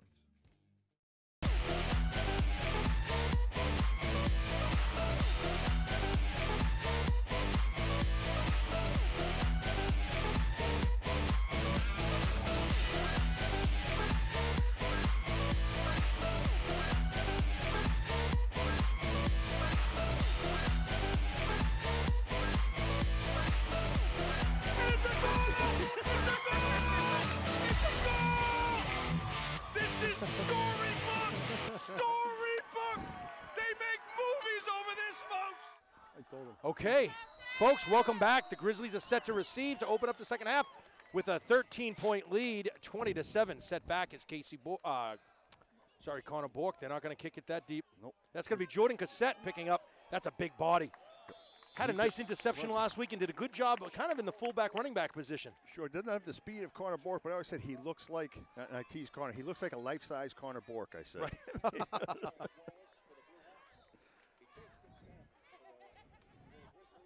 That's the stuff you get on the sidelines. That's right. Okay, let's see if the Grizzlies can continue their momentum here, Mark. It'd be nice to strike again first. Absolutely. That would continue their forward progress. It's be very helpful. Casey set back in the shotgun. Connor Bork in motion. Connor bobbles it. He's shifting around. He's trying to move, put on the jets. He breaks one. He's cutting back. He's going back again. He's got, boy, number 53 had his number. That was David O'Donnell. But I'm going to tell you, Mark, all he had to do was beat him, and he was gone. I'll tell you what, he ran about 35 yards to get back to the line of scrimmage. That was zero gain on the play, about 30 yards in between. He had a little basketball in the middle of the game, too. Yeah. Yeah, he forgot that you can't dribble the football. That's right. That oblong object just doesn't bounce as well. Yep. Casey set back. It's deflected. Pass was intended for Paul Teixeira, number 81. It'll be 3rd down and 11 for the Grizzlies from their own 34. You're going to go to the playbook now because you'd really like to convert on this 3rd down here. Well, It'd be nice. I'm going to tell you right now, my prediction, they're going to hit someone in the slant because that's been the play that would picked up a lot of yards. Who was it? It was Matt Collins. It was Christian Marquis. Is Marquis in the game? Yes, he is. They both are. And Big Tex is too. I say look for expose on that slant. Yep. There he is. He's looking Casey for Tex. set back. Oh, short nice pass. call. Great call. Get Great some call. blockers. Now let him get it. He got it. Close. That's going to be a first down. Oh, look at that. The Grizzlies moving the chains already. Grizzlies first and 10 as they're approaching midfield mark. What kind of weapon? And look at, there's no waiting. As soon as they set those sticks, they're going. That was a great, great conversion for the Grizzlies. Coach Huff has so Casey many takes weapons. the snap. Right to Connor Bork. He's going up the middle this time. Hard fought right back to the line of scrimmage. As you said, he's kind of set back about a good 3-4 yards. Yep. Takes a little bit of momentum there, and he kind of gets snaggled up right in the middle. That's why, and the offensive line really has to understand that they do a great job. You have to hold your blocks. You can't just hit a guy and let him go because that's just about the time your running back is approaching the line of scrimmage. Casey set back. Bork, quick pass up the middle. Good. Christian Marquis, first down and more. Grizzlies inside Blue Hawk territory. They're really spreading the ball and moving the ball. Nice start. Mark. They're firing on all cylinders. It's a great way to start the second half. And like you said, as soon as they plant the sticks, just keep moving. That momentum absolutely. right now, keeping that defense on their heels is awfully nice. I'll tell you what, this team has a language of their own between signaling and code words, and I challenge anybody to pick up their calls. Casey set back, hand up. No, he keeps it himself, rolls to his left. Quick pass out to Christian Marquis, has a blocker. Picks up about 4 yards on the play. That was the first of that play that we've seen where Casey have kept the ball a little bit longer and then hits the man out in the flat. And that was Tyler Small. Something you lose about Goff, Tyler Small making a heck of a block downfield to spring him for the yardage. He had a big block last week as well. He sure did. Gervais set back, looking to pass. Quick pass on the outside. That's going to be Matt Collins. He's wrangled out of bounds by his neck, it looks like. It's a first down. They're moving the chains again, Grizzlies. Wow. 3 straight first downs. They are just moving like a freight train. And you know what, best part, Mark, is the clock should be going, right? Absolutely. Yep. Absolutely. As soon as they set the sticks, the referee should start that clock. There it goes. Yep, there it goes again. That's obviously good in the on Goffstown side. And I'm gonna watch this now to see if Goffstown starts using the clock. Grizzlies set back, keeps it, pass up the middle, deflected. Yep. Pass was intended for, was that Matt or was that Christian Marquis, number 5? I think that was Matt Collins. Oh, no, I'm sorry, it was Christian Marquis. I think Matt returned the ball, but.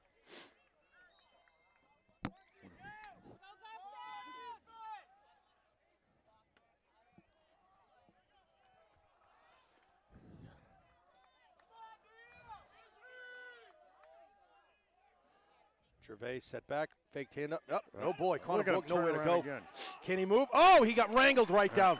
That was a nice tackle. That's number 80. That's Mitchell Harrington. He's a senior for Exeter.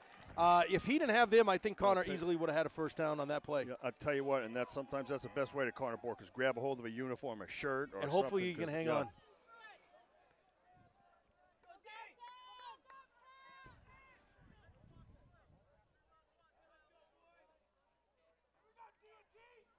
Third down and 10 for the Grizzlies. From their Blue Hawk, 36. Gervais looking to pass. Quick pass, deflected again. I believe that was number 74. Was that Neil? That was, yes. That's number 74, Neil Vorster. Again, the number 1 recruit for the state of New Hampshire. Not quite sure what schools are looking at him, but a lot are. Absolutely. You could tell he's a ball player. Big body, too. He sure is.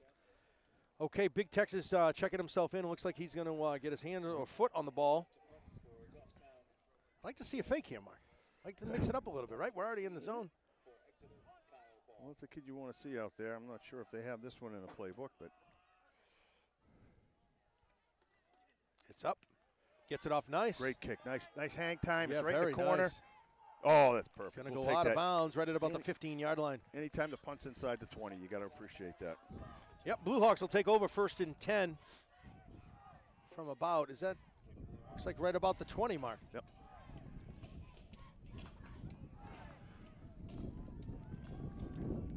Got to keep the momentum going for the Grizzlies. Oh, boy, let's keep that momentum on the defense going as well. That'd be nice for to come up with a big stop again.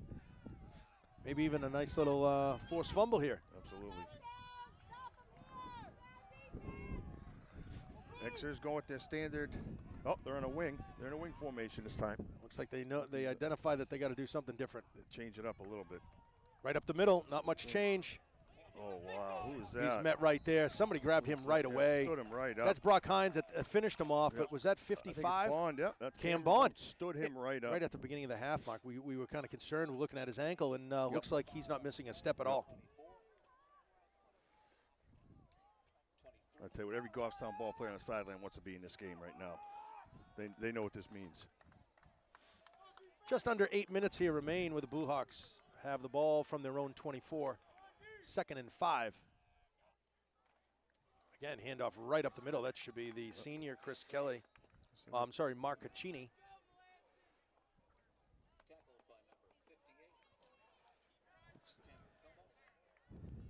Tim Como on that tackle, Mark. He's always in the right place at the right time. Sure is. Sure is. I tell you, things are a little bit of extra hands moving after the whistle and stuff. It looks like things are getting a little bit chippy here. Well, I'm sure Exeter's getting a little frustrated. Sure. This would be a great stop for Goffstown here. 3rd and 2. Mark Caccini, wow. Looks like he's got got the it. first down, yeah. Yeah, he crosses the 30-yard line. Looks like it's going to be 1st and 10 for Exeter. Again, you got 3 senior running backs right there. They're obviously a little bit bigger than your average running back. They're strong. They have a great front end guy right at the center position. Yep. He's going to be moving some bodies. Yeah, he sure is. But I tell you, that's the idea with Damian Jackson, bringing him right up to the line, and I'm sure that he's free to go wherever he thinks is best. You know, we haven't mentioned his name, but what about 74 Lane Krug? I mean, that's got to be a tough job on him today. Yeah. Right up the middle.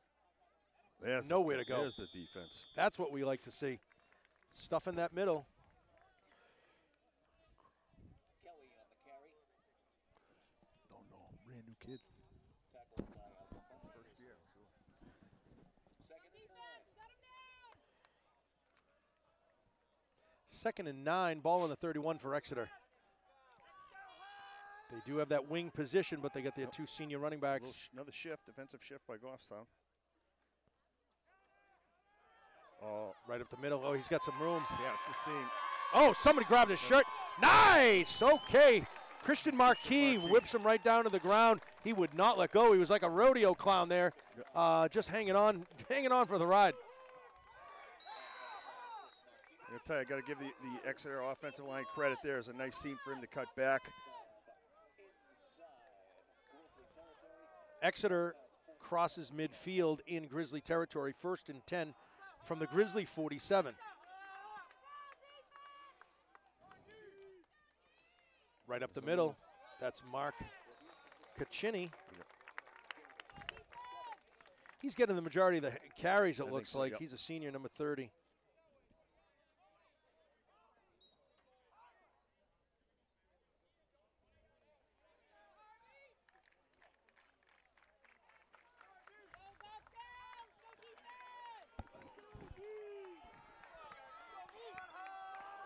Well, the clock keeps dwindling down here, Mark. We're down to 5 minutes in the 3rd. There's our shift. He did move. Oh, there's no flag on the field. That's Mark Caccini. They missed it. Clearly a false start on the offense. Yep. You would have liked to have seen some laundry on that play, but they are human. Absolutely.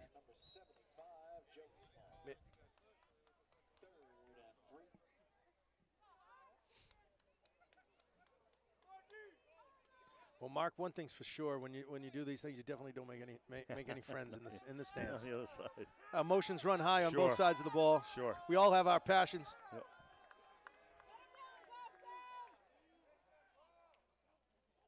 I think there's another false start there. He got it that time. Not going to let it go twice. Yep. False start. Excellent. I tell you, that'll be 3rd down and 8 yards. That's how they rattle the offensive line. If there's a guy head up on him and all of a sudden he's gone, he's looking for somebody to block, and you get a little bit nervous.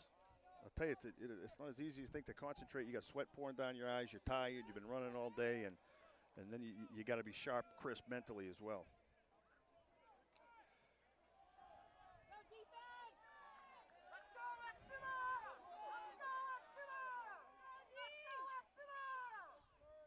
Exeter rolling back. Nothing Third back. pass of the game goes out to the flat. Oh.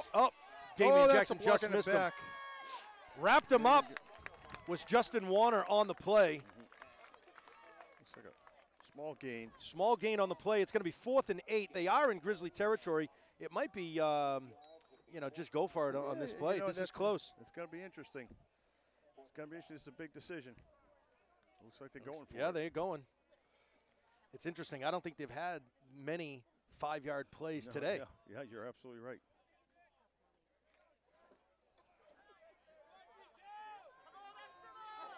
Here we go. They do have a man out on the side. That's number 9. That's Kyle Ball. He is a kick returner as well.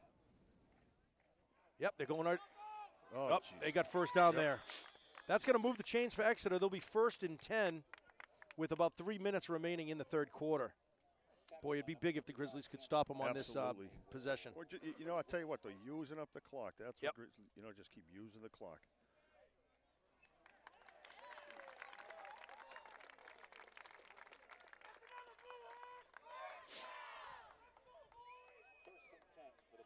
Wow, we're seeing some life from the Yeah, Blue Hawks sure fans. is, sure is. Great representation, too, by the way, from all the folks in Exeter. Sometimes you see some teams barely bring anybody.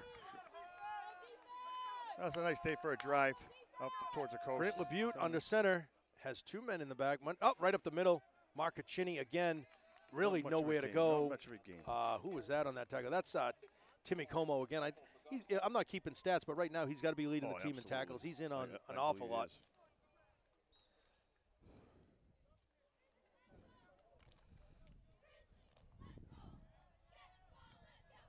Okay, we got the machine back out there. I know he was nursing a little bit of a sore shoulder. I think. Yeah, I was just talking to his dad, our cameraman, and he said he has a sore shoulder. Is right. Okay, now they have number 23 out on the wide. Wow, That's double split. Cameron Flanagan. Double split. That's the first time we see them split out. Nowhere to go. Look at that. Damian Jackson. Jackson again. His 3rd sack of the game. Damian Jackson quickly gets Nice. back there. Nice to see him back. Really, Nice to really see Jack. diminishes the hopes of a Sure, passing yep. game for the Blue Hawks today. Sure.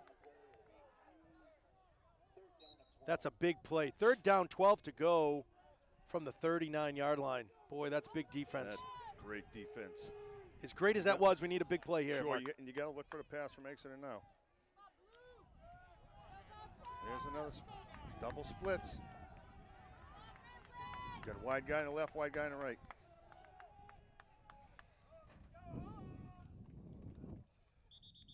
Oh, we're going to get a delay of game, I think. Oh, No, great. they called the timeout. Okay, They took a timeout. timeout. Mark, what's nice is, that now obviously they put more players out on the wide out.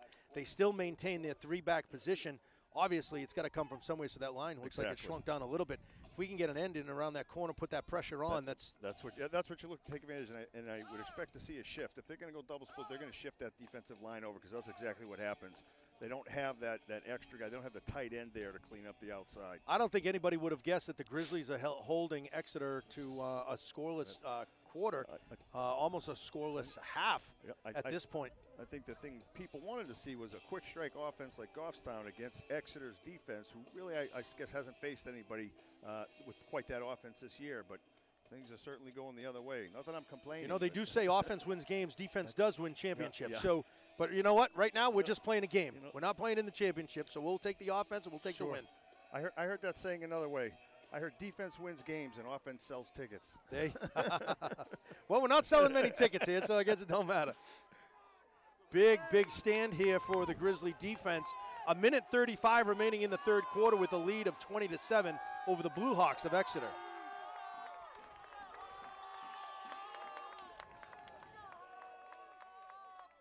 Handoff right up to Marcaccini. Got tripped up. He's not going to get the first down.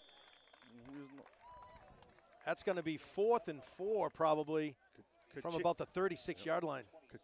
Caccini did a great job of keeping his feet, leaning forward, but put a hand down and keep going. I think he got about 3 yards more than you would have expected. Now, Mark, interesting. Their play calling, their quarterback keeps going back to the coach. Is that just a preference thing? Some people call it. Some kids have to go back to the coach? It is. Sometimes, it's got a lot to do with changing personnel, but there was a time when we did it. We used to do that with our freshman team a few years ago because, the signaling Exeter that's under coming center in right up the middle. complicated. That's Chris No, Kelly. I don't think so. They held him. I don't think so. That's going to be Grizzly ball. Oh, the clock did stop, probably just to change possession. No, I don't even think you need a measurement on that one.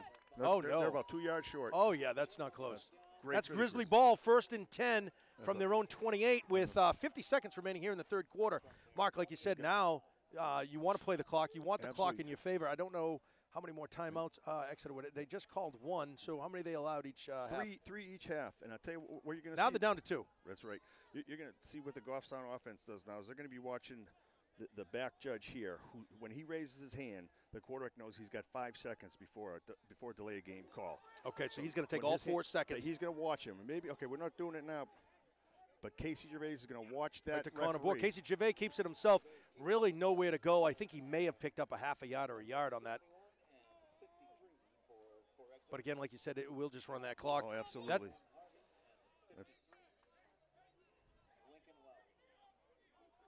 You know, I think the Grizzlies, what they should focus on is just getting a couple of first downs, draining the clock Sure. as much as they can, and, scoring is secondary, but just move that ball, move the Absolutely. chains. And then it's possession. No mistakes. Keep the ball. Casey sets back, quick pass, intended for number 81, Paul Teixeira, out on the side.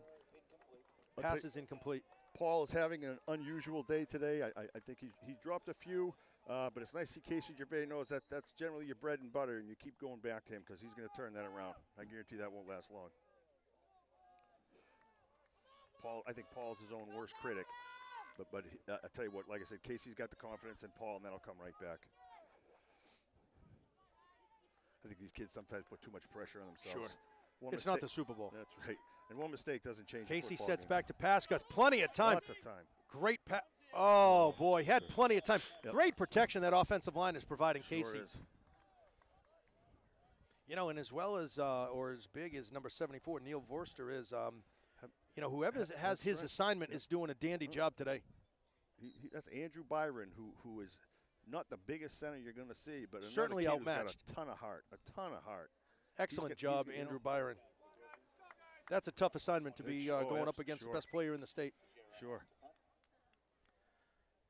And the tricky part is it's not going to change. You got them all game, so you better figure out a way to deal with it. Paul set back. Oh, looks more high than long. It takes a Goffstown bounce. Yep, Goffstown Grizzly bounce. That's nice. Connor Bork will touch that, and that goes down to the 35-yard line, where Exeter will take over 1st and 10 from their own 35. And Connor Bork was making sure he uses every second of that third quarter. We're changing ends now. Excellent. That's As we smart start the football. fourth quarter, Mark, Grizzlies are still leading 20-7. Just do what they did the third quarter. Yeah, absolutely. You want to slow the game down a little bit. You're going to see Casey throw some probably short underneath passes. Yep, absolutely. And I think we're going to start seeing Exeter start airing the ball a little bit more as well. They have to. So. Clearly, the run game just isn't getting it done. It's a conservative approach. However, it's just not gaining anything for them. And I tell you that the pass coverage is going to have to step up to the plate for Goffstown because they haven't been tested yet, and I think they're about to be. Absolutely. And all it takes, like against Concord, is that one errant throw in the corner there, and all of a sudden, ball games change quickly. One tipped ball, all things can happen. That's why they made the football shaped like that. When it hits the ground, you don't know where it's going. Well, great atmosphere here today, Mark. Sure The is. stands are I'll tell you. absolutely full. They certainly The are. Grizzly Den is cooking up a fine burger. There's a sea of people everywhere you look. Sure You got is. the blue from Sure Exeter is. down here, the maroon over with the Grizzlies. And the two of us right in the middle of it. How about that? Like I said, what we say and what we do, we don't usually make friends. Yes. Defense looking to the crowd to get on their feet, give them some encouragement. You got to see This that. is and big for the defense. The crowd really responds to it. As we start the fourth quarter, your Grizzlies lead by 13, 20-7. Exeter takes over 1st and 10 from their own 35. They go up the middle again. Really, Nothing. nowhere to go at all. Mark, that was number 7 on the carry. That's Shane Quimby. As a coach, Mark, how much longer do you just keep going up the middle? It's like running into a wall every time. You've got to try some new assignments because I got to tell you, the defensive line really has it. They may not be making the tackles, but they are sure slowing guys down so our linebackers can step up. So guys like Bond and Damien Jackson and Ian Ruthier can step up and do what they got to do. And what I've said, the defensive line is not necessarily do tackles, although it's great when you do that, but you want to prepare them for the tackle. Exeter. Right there, looks like a reverse. Oh, that was a double. They got some play. Nice grab tackle. That's Zach Como, part of the Como crunch on the play. That's a little gadget play, too. That's their best play today. Yeah. Pickup of about 8 yards.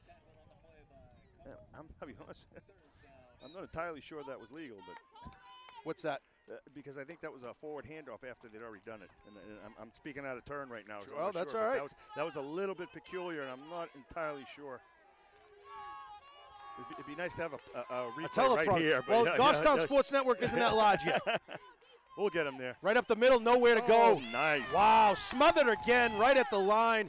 That's 75. I believe that's Joe Small, who's not so small. That's right. I think that's his nickname, Joe Not So Small. Not So. I'll tell you what, though, they were definitely coming from different molds. His brother is Tyler Small, and I guess you could use that word to describe Tyler. Not his heart, but his physical size. But I tell you, you would never think they were brothers. 4th and 3, Blue Hawks are clearly going for it again. They have to. They have to. I think that. Yeah. This is a big. I mean, we keep saying this is potentially the biggest play of the game. This is a big play. 10 minutes remaining. The clock is still ticking on Goffstown's side. Count. No. No. No. No. The Grizzlies hold. The Grizzlies hold. They'll take over 1st and 10 in Blue Hawk territory. Big play. Defense. Bondo in there. Timmy Como helping Bondo. Bondo with the big. He's had a big game all day today. I'll tell you, this is great. Well, now we're going to hear from the Grizzly fans.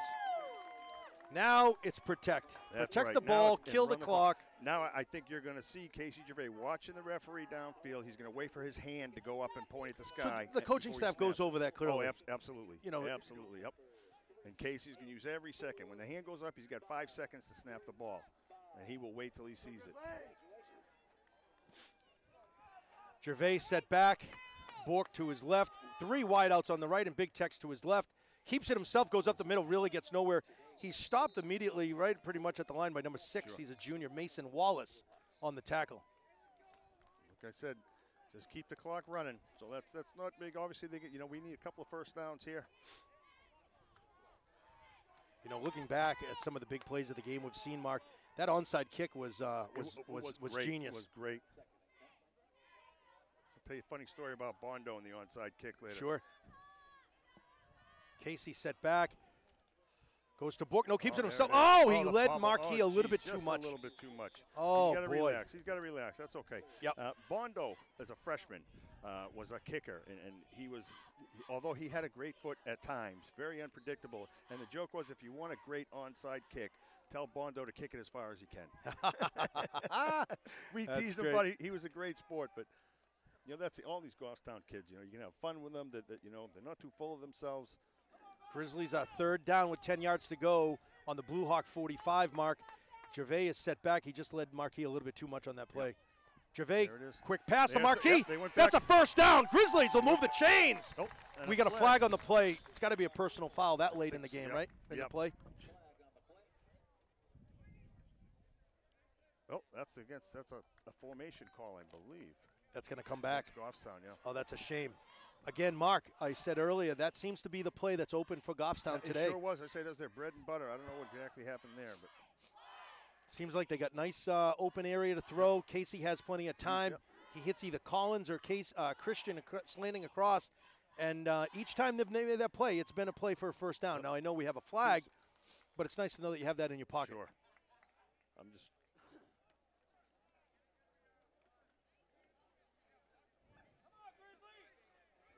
Still haven't seen the call yet. 5-yard penalty against the Grizzlies on the previous play. I think that's a formation call.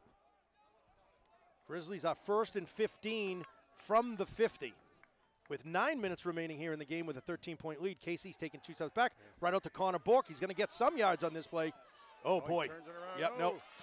He gets ripped down and twisted by Andrew Caccini. He's a junior, number 64 for the Blue Hawks. And I got to tell you, when they get their hands on Connor Bork like that, it's so rare. And that's why you got to appreciate how tough Connor is. He's going to get thrown. He's going to get driven to the ground because he frustrates guys. If they get their hands on him, which isn't very often, they really want to put a hurt on him. Big Tech set back for the punt. Ball is back to receive. Tejera's kick. Oh, almost blocked. Bad punt. Yeah, called the fair catch. That was number 9 calling the fair catch, Kyle Ball.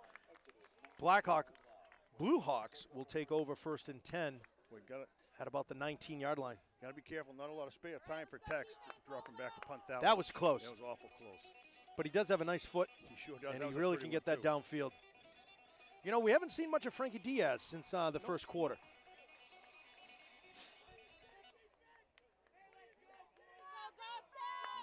Well, Blue Hawks are wasting no time. Clearly, Mark, with the clock running. It stopped, but change of possession, I believe it's going to stop for. Blue Hawks set back to pass. Looking to go deep on this play. Oh, there's a pick. Justin Warner is there. Oh, so nice close. deflection, Justin Warner on the pass coverage. Pass was intended for number 30, Mark Caccini. Looks like they're going to Mark Caccini, whether on the ground or in the air. He's the go-to guy. I got to tell you, 8 times out of 10, Justin Warner is coming down with that ball. Wow, that's a big play.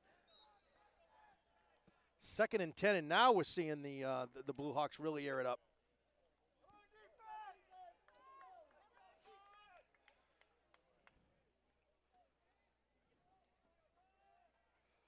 I think you're going to see Exeter throwing the ball now because an incomplete pass is going to stop the clock for them. So. Yep. 2nd and 10 from their own 19. Exeter up the middle. Really, Cam Bond is there. Nowhere to go. Boy, that may be a pickup of 2 yards on that play, Mark. Maybe. I mean, more importantly, now the clock is running. Yep. And now they're forced to either call a timeout. I guess as a coach, you don't want to call it out this early, but I mean. You want to save it unless there's something drastically wrong out there. You want to save them for the end of the game. And obviously, Exeter is going to need more than Goffstown does at this point.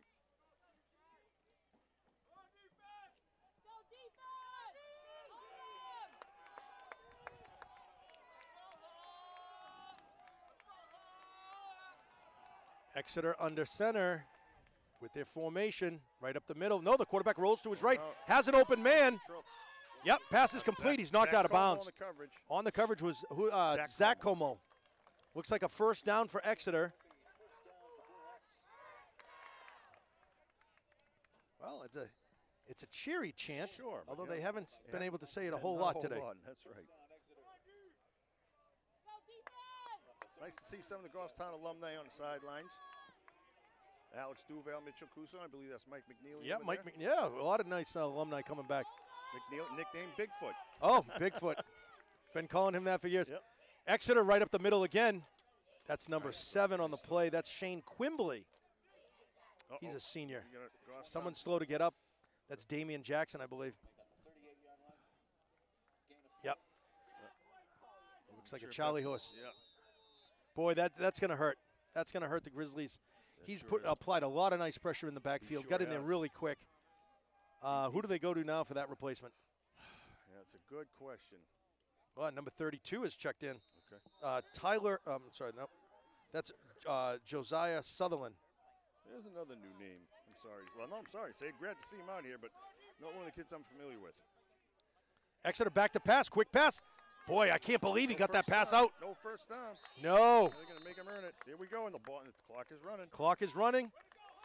Will not be a first down, although it is close, Mark. They're calling it a first down. Wow. I would have been expecting Wow. that. I would have liked to measure at least. That was definitely an Exeter-friendly spot. 6 minutes. Tick, tick, tick. The clock keeps going. Grizzlies need a big stand here. This is when it gets exciting. Exeter goes up the middle again. That's their senior. That's Mark Caccini. 7 or 8. All of a sudden, looks like they're running a little downfield right now. Yep. Downhill. 6 minutes remaining. Ian Ruth, you're taking some adjustments in from the sideline.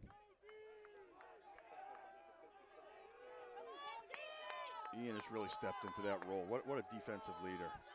Understands the defense. More important, he understands the offense. Exeter pass, handoff up the middle. That's number 7. He has a lot of room. It's Christian Marquis that can save the day. Grabs him and rips him down. Christian Marquis. 7 on the carry is Shane Quimbley. That's the biggest yardage play for Exeter today. I don't know. Did he go out of bounds or is this the clock? No, he did not. No, he did not. That clock is running as soon as they set it. Boy, Mark, this is really going to be a nail biter here. It sure is. It sure is. This is a great Saturday afternoon. Perfect day, perfect game. You know, you like to be on the winning end of the 55-0 scores, things like that. But I tell you what, this is a much better game. This is an absolutely. This builds a whole lot more character than taking your first team out in the first quarter.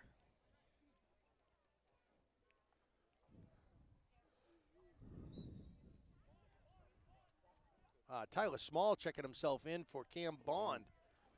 I think that's a little bit, that's for the pass coverage, I believe. They're expecting Exeter to throw the ball, so he's substituting the big guy up front, I think. Exeter right up the middle. They picked up about 3-4 yards again, but the clock is going. 5.5 minutes remaining in the fourth quarter. Cameron Bond had a big dinner, and now the garbage can does. Oh, boy. Okay, he had a lot for lunch today. He has a tendency. Did you happen to see what he had? I don't know, but he's got to chew his food better. Okay. Big stand for the Grizzlies. Clock is ticking. 5 minutes remaining in the fourth quarter. Dropping back to pass. Drop to pass. He's rolling to his right. Keep him in bounds. Oh, nice coverage. Who had that shoulder into him? That's Ian the Machine, but also Brock Hines, number 9 for the Grizzlies on that coverage. 4:49. It's now 3rd down and 7, Mark. Clock is running. If there was a big play, this is the play. Deep in the fourth quarter like this, we need a big stop here. And I tell you, a field goal doesn't do them very much good right now. And it's an awful long one from here as well. Sure is. Blue Hawks now another formation different. Yeah. Oh, boy. That might be an encroachment call on defense. No, he calls a false start. Big play. Big break. Call went Grizzly way. Big break. It's going to be 3rd and 13. Wow. Football gods are smiling on Goffstown tonight.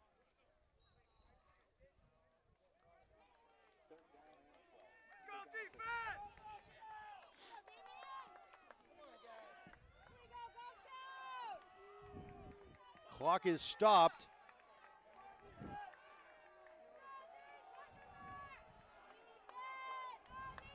.34, Chris Kelly looks to be the back. Right up the middle. He's gaining something. Boy, he's got a lot of yardage there. Doesn't look like he has it. I don't think so. No, that's going to bring up 4th and probably 3 or 4, 4th and 2 maybe. They got to go for it. Of course. The ball's on the 3rd. Is it on the 3rd? No, it's about the 21-yard line. 21-yard line. 4th and big play. Maybe 2. Boy, this is a play. Here you go. This is the play. We've said it plenty of times. 4th and 2 from the Grizzly 22 with under 4 minutes remaining. Let's see what Exeter does.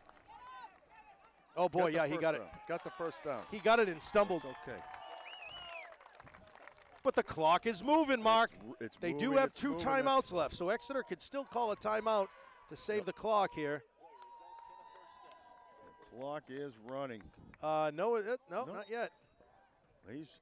See, when he circles his arm like that, that means it should be going. Clock is not going. We got a Start problem. the clock. We got a problem here. Start the clock.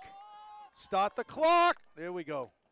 Oh, boy. That took some time off there. Sure, we got to have a talk with whoever on the clock. They got about 7 seconds. Right up the middle. Nope. Boy. He's in. Touchdown, Blue Hawks. Boy, you know what? That hurts. Whoever. Oh, wow. That's the person on the clock. That's an extra 8 seconds, and that gives them time to set up. Yep. 3.5 minutes remain. This is certainly a ball game here. Yeah, it sure is.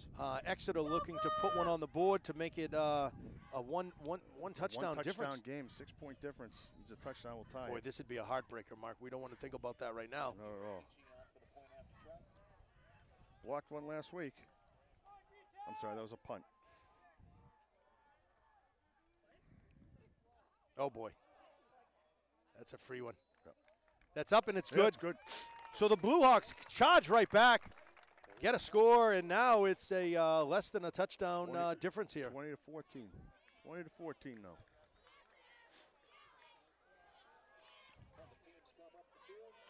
Now we get up there. I'm telling you, a couple two or three first downs for Goffstown, and that might be the time we need. And they do still have 2 timeouts left, Mark. So, you know, they're certainly going to be able to stop the clock. They're certainly going to be able to get the ball back, I would imagine, considering them with 2 timeouts. So the Grizzlies have to make a couple of first downs. They have to come out the way they did open in the third quarter where they moved the chains 3 times. Absolutely.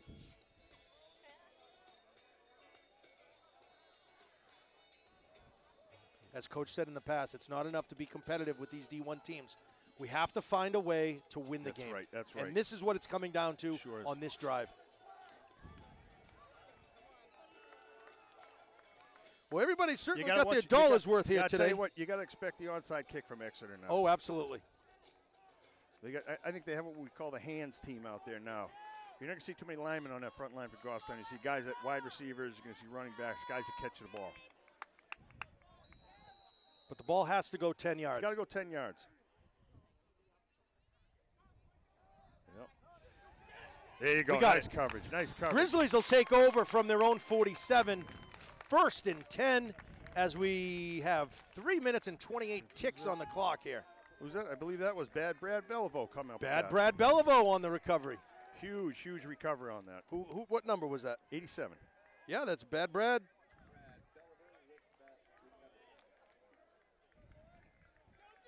Boy, Mark, this is a great game. This is what high school football is all about. They'll definitely make us earn it today.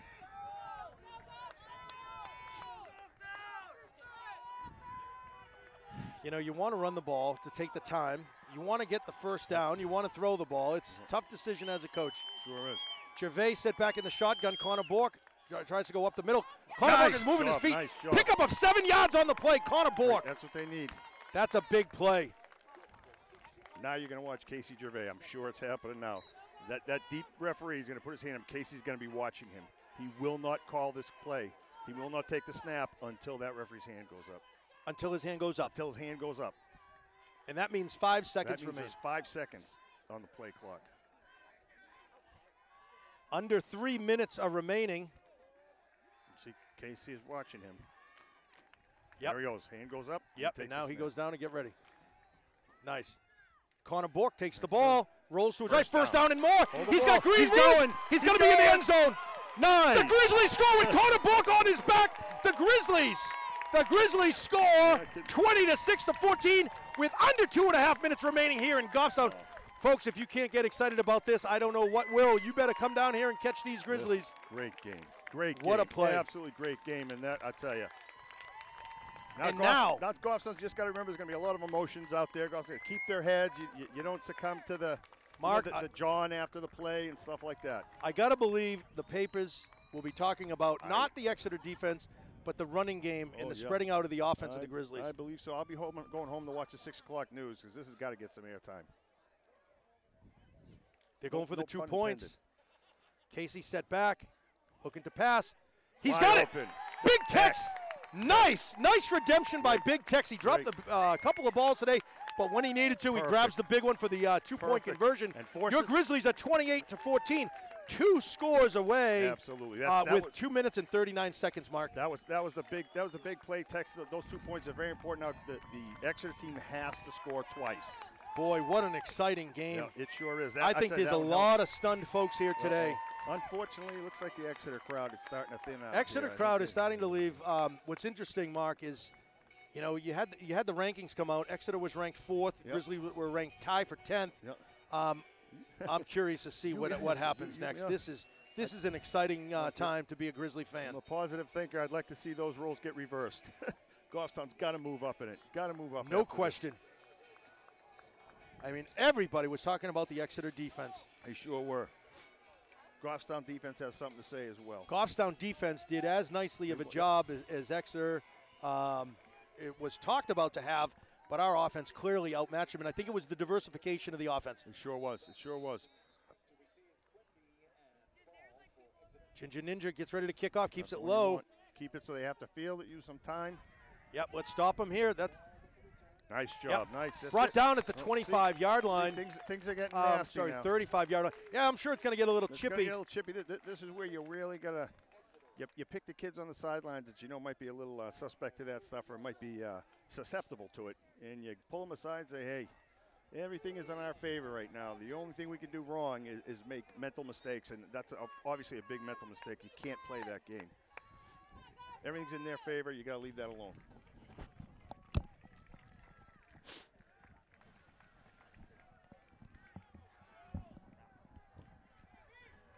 Big defense here. Exeter under center.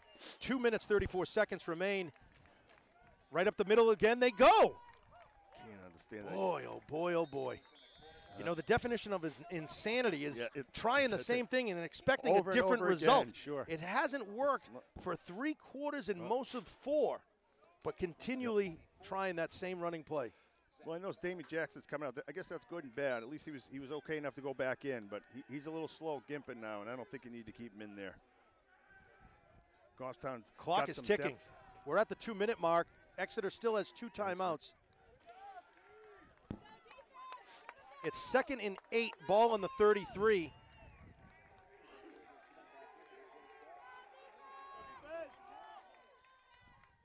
Fake handoff, they're going for the reverse. Nowhere to go! There's that play again. Nowhere to go, I believe it was the machine. Was it the Second time they ran it. Timmy Como? I think it was Timmy Como on that tackle. Nice play. It's an inside reverse, and I correct myself. There's nothing wrong with that. That is just a very well-run play right there. Well, Didn't help him much, Coach Huff unfortunately, did say that they are a well-disciplined team. So the technique is there, the discipline is there. Every team likes to have their bag of tricks. Exeter coming under center with 1 minute 15 seconds remaining in the game. Running. And they're still running, which is unbelievable to me. He's rolling to his left. That's a tough way to roll to. It's up. It is complete. Keep him in bounds. It's complete. Oh, it's incomplete. Oh, nice geez, coverage. that's Justin Warner on the play. Broke up the play. Justin Warner. Pass was intended to number 87, Matthew Opichi. 1 minute remaining. The Grizzlies lead 28-14. This is a big message. Yep.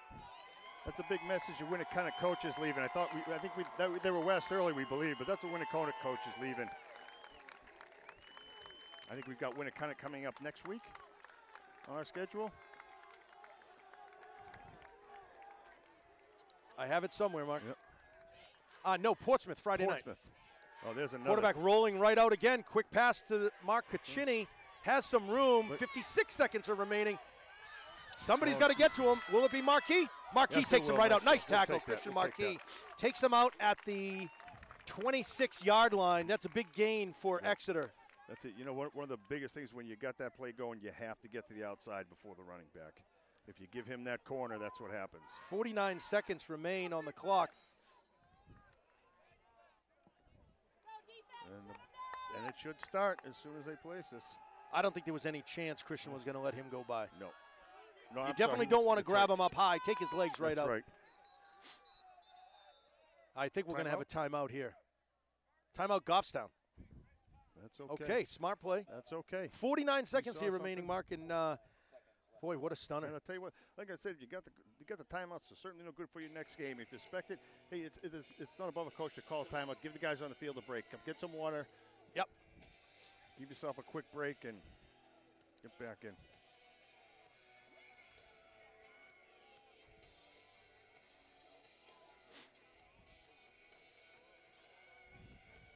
Matt Sullivan on the sidelines, as excited as anyone with it. Oh, boy, he gets excited, doesn't he? Matt's been with the team for a long time.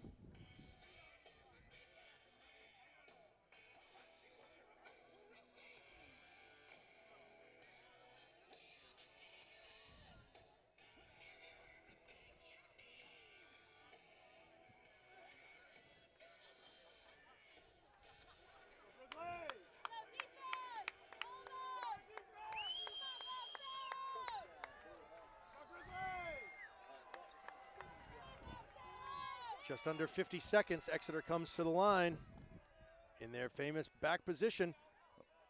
Oh, and there is room. Oh, nice tackle. Nice job. Zach Como. Nice tackle again, just like last week. Nice execution of the tackle. Absolutely. Wrapped his legs around and took his legs right out. That's a nice play. Checking into the game is number 65 for the Grizzlies. That's Josh Tucker. Number 50 is Jack Nordine checking himself into the game. There's a second-year player who stood in there, went to the weight room in the offseason, and came 34 seconds remaining, Mark. It's still ticking down with 2-touchdown lead. Still the running game with nowhere to go. No, I tell you what. Brock Hines on the play. This coach very sticking with that play. Here's a timeout for Exeter. 24 seconds remaining, 2 scores down.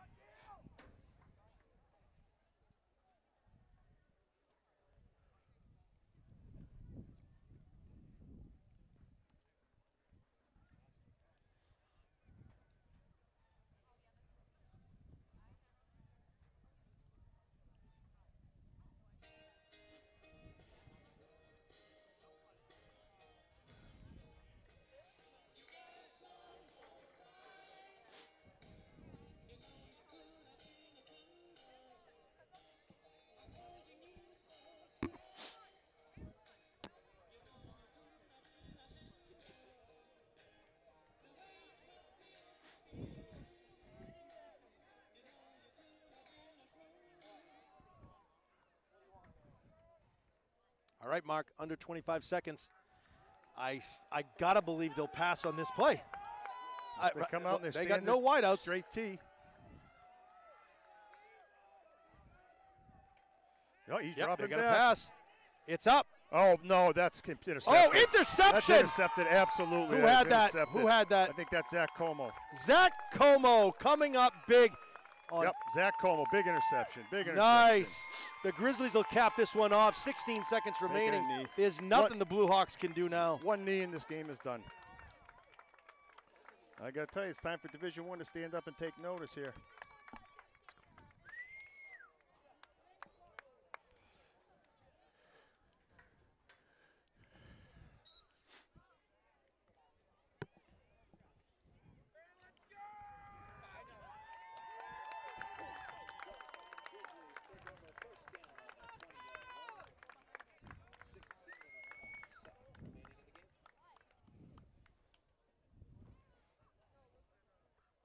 He'll take a knee, and that's going to wrap things up, do Mark. it. Mark, wow, let's congratulate each other, I gotta folks. tell you, that's awesome. Boy, folks, we hope you enjoy the game as much as we did. But, you know, Mark, looking at this, again, the articles and everything we read about this matchup was all about Exeter defense, Exeter defense.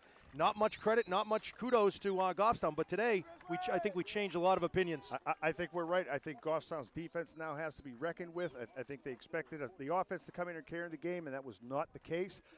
Like I said, the D1's got to stand up and take notice of the Goffstown Grizzlies. You know, we had some big plays. Looking at the passing, the Grizzlies did a fine job diversifying that field on the calling of the plays. They had the running plays, the options.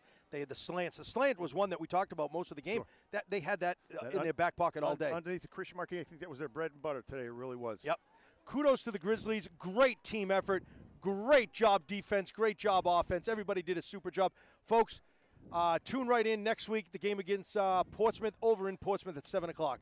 Thank you. Go Grizzlies.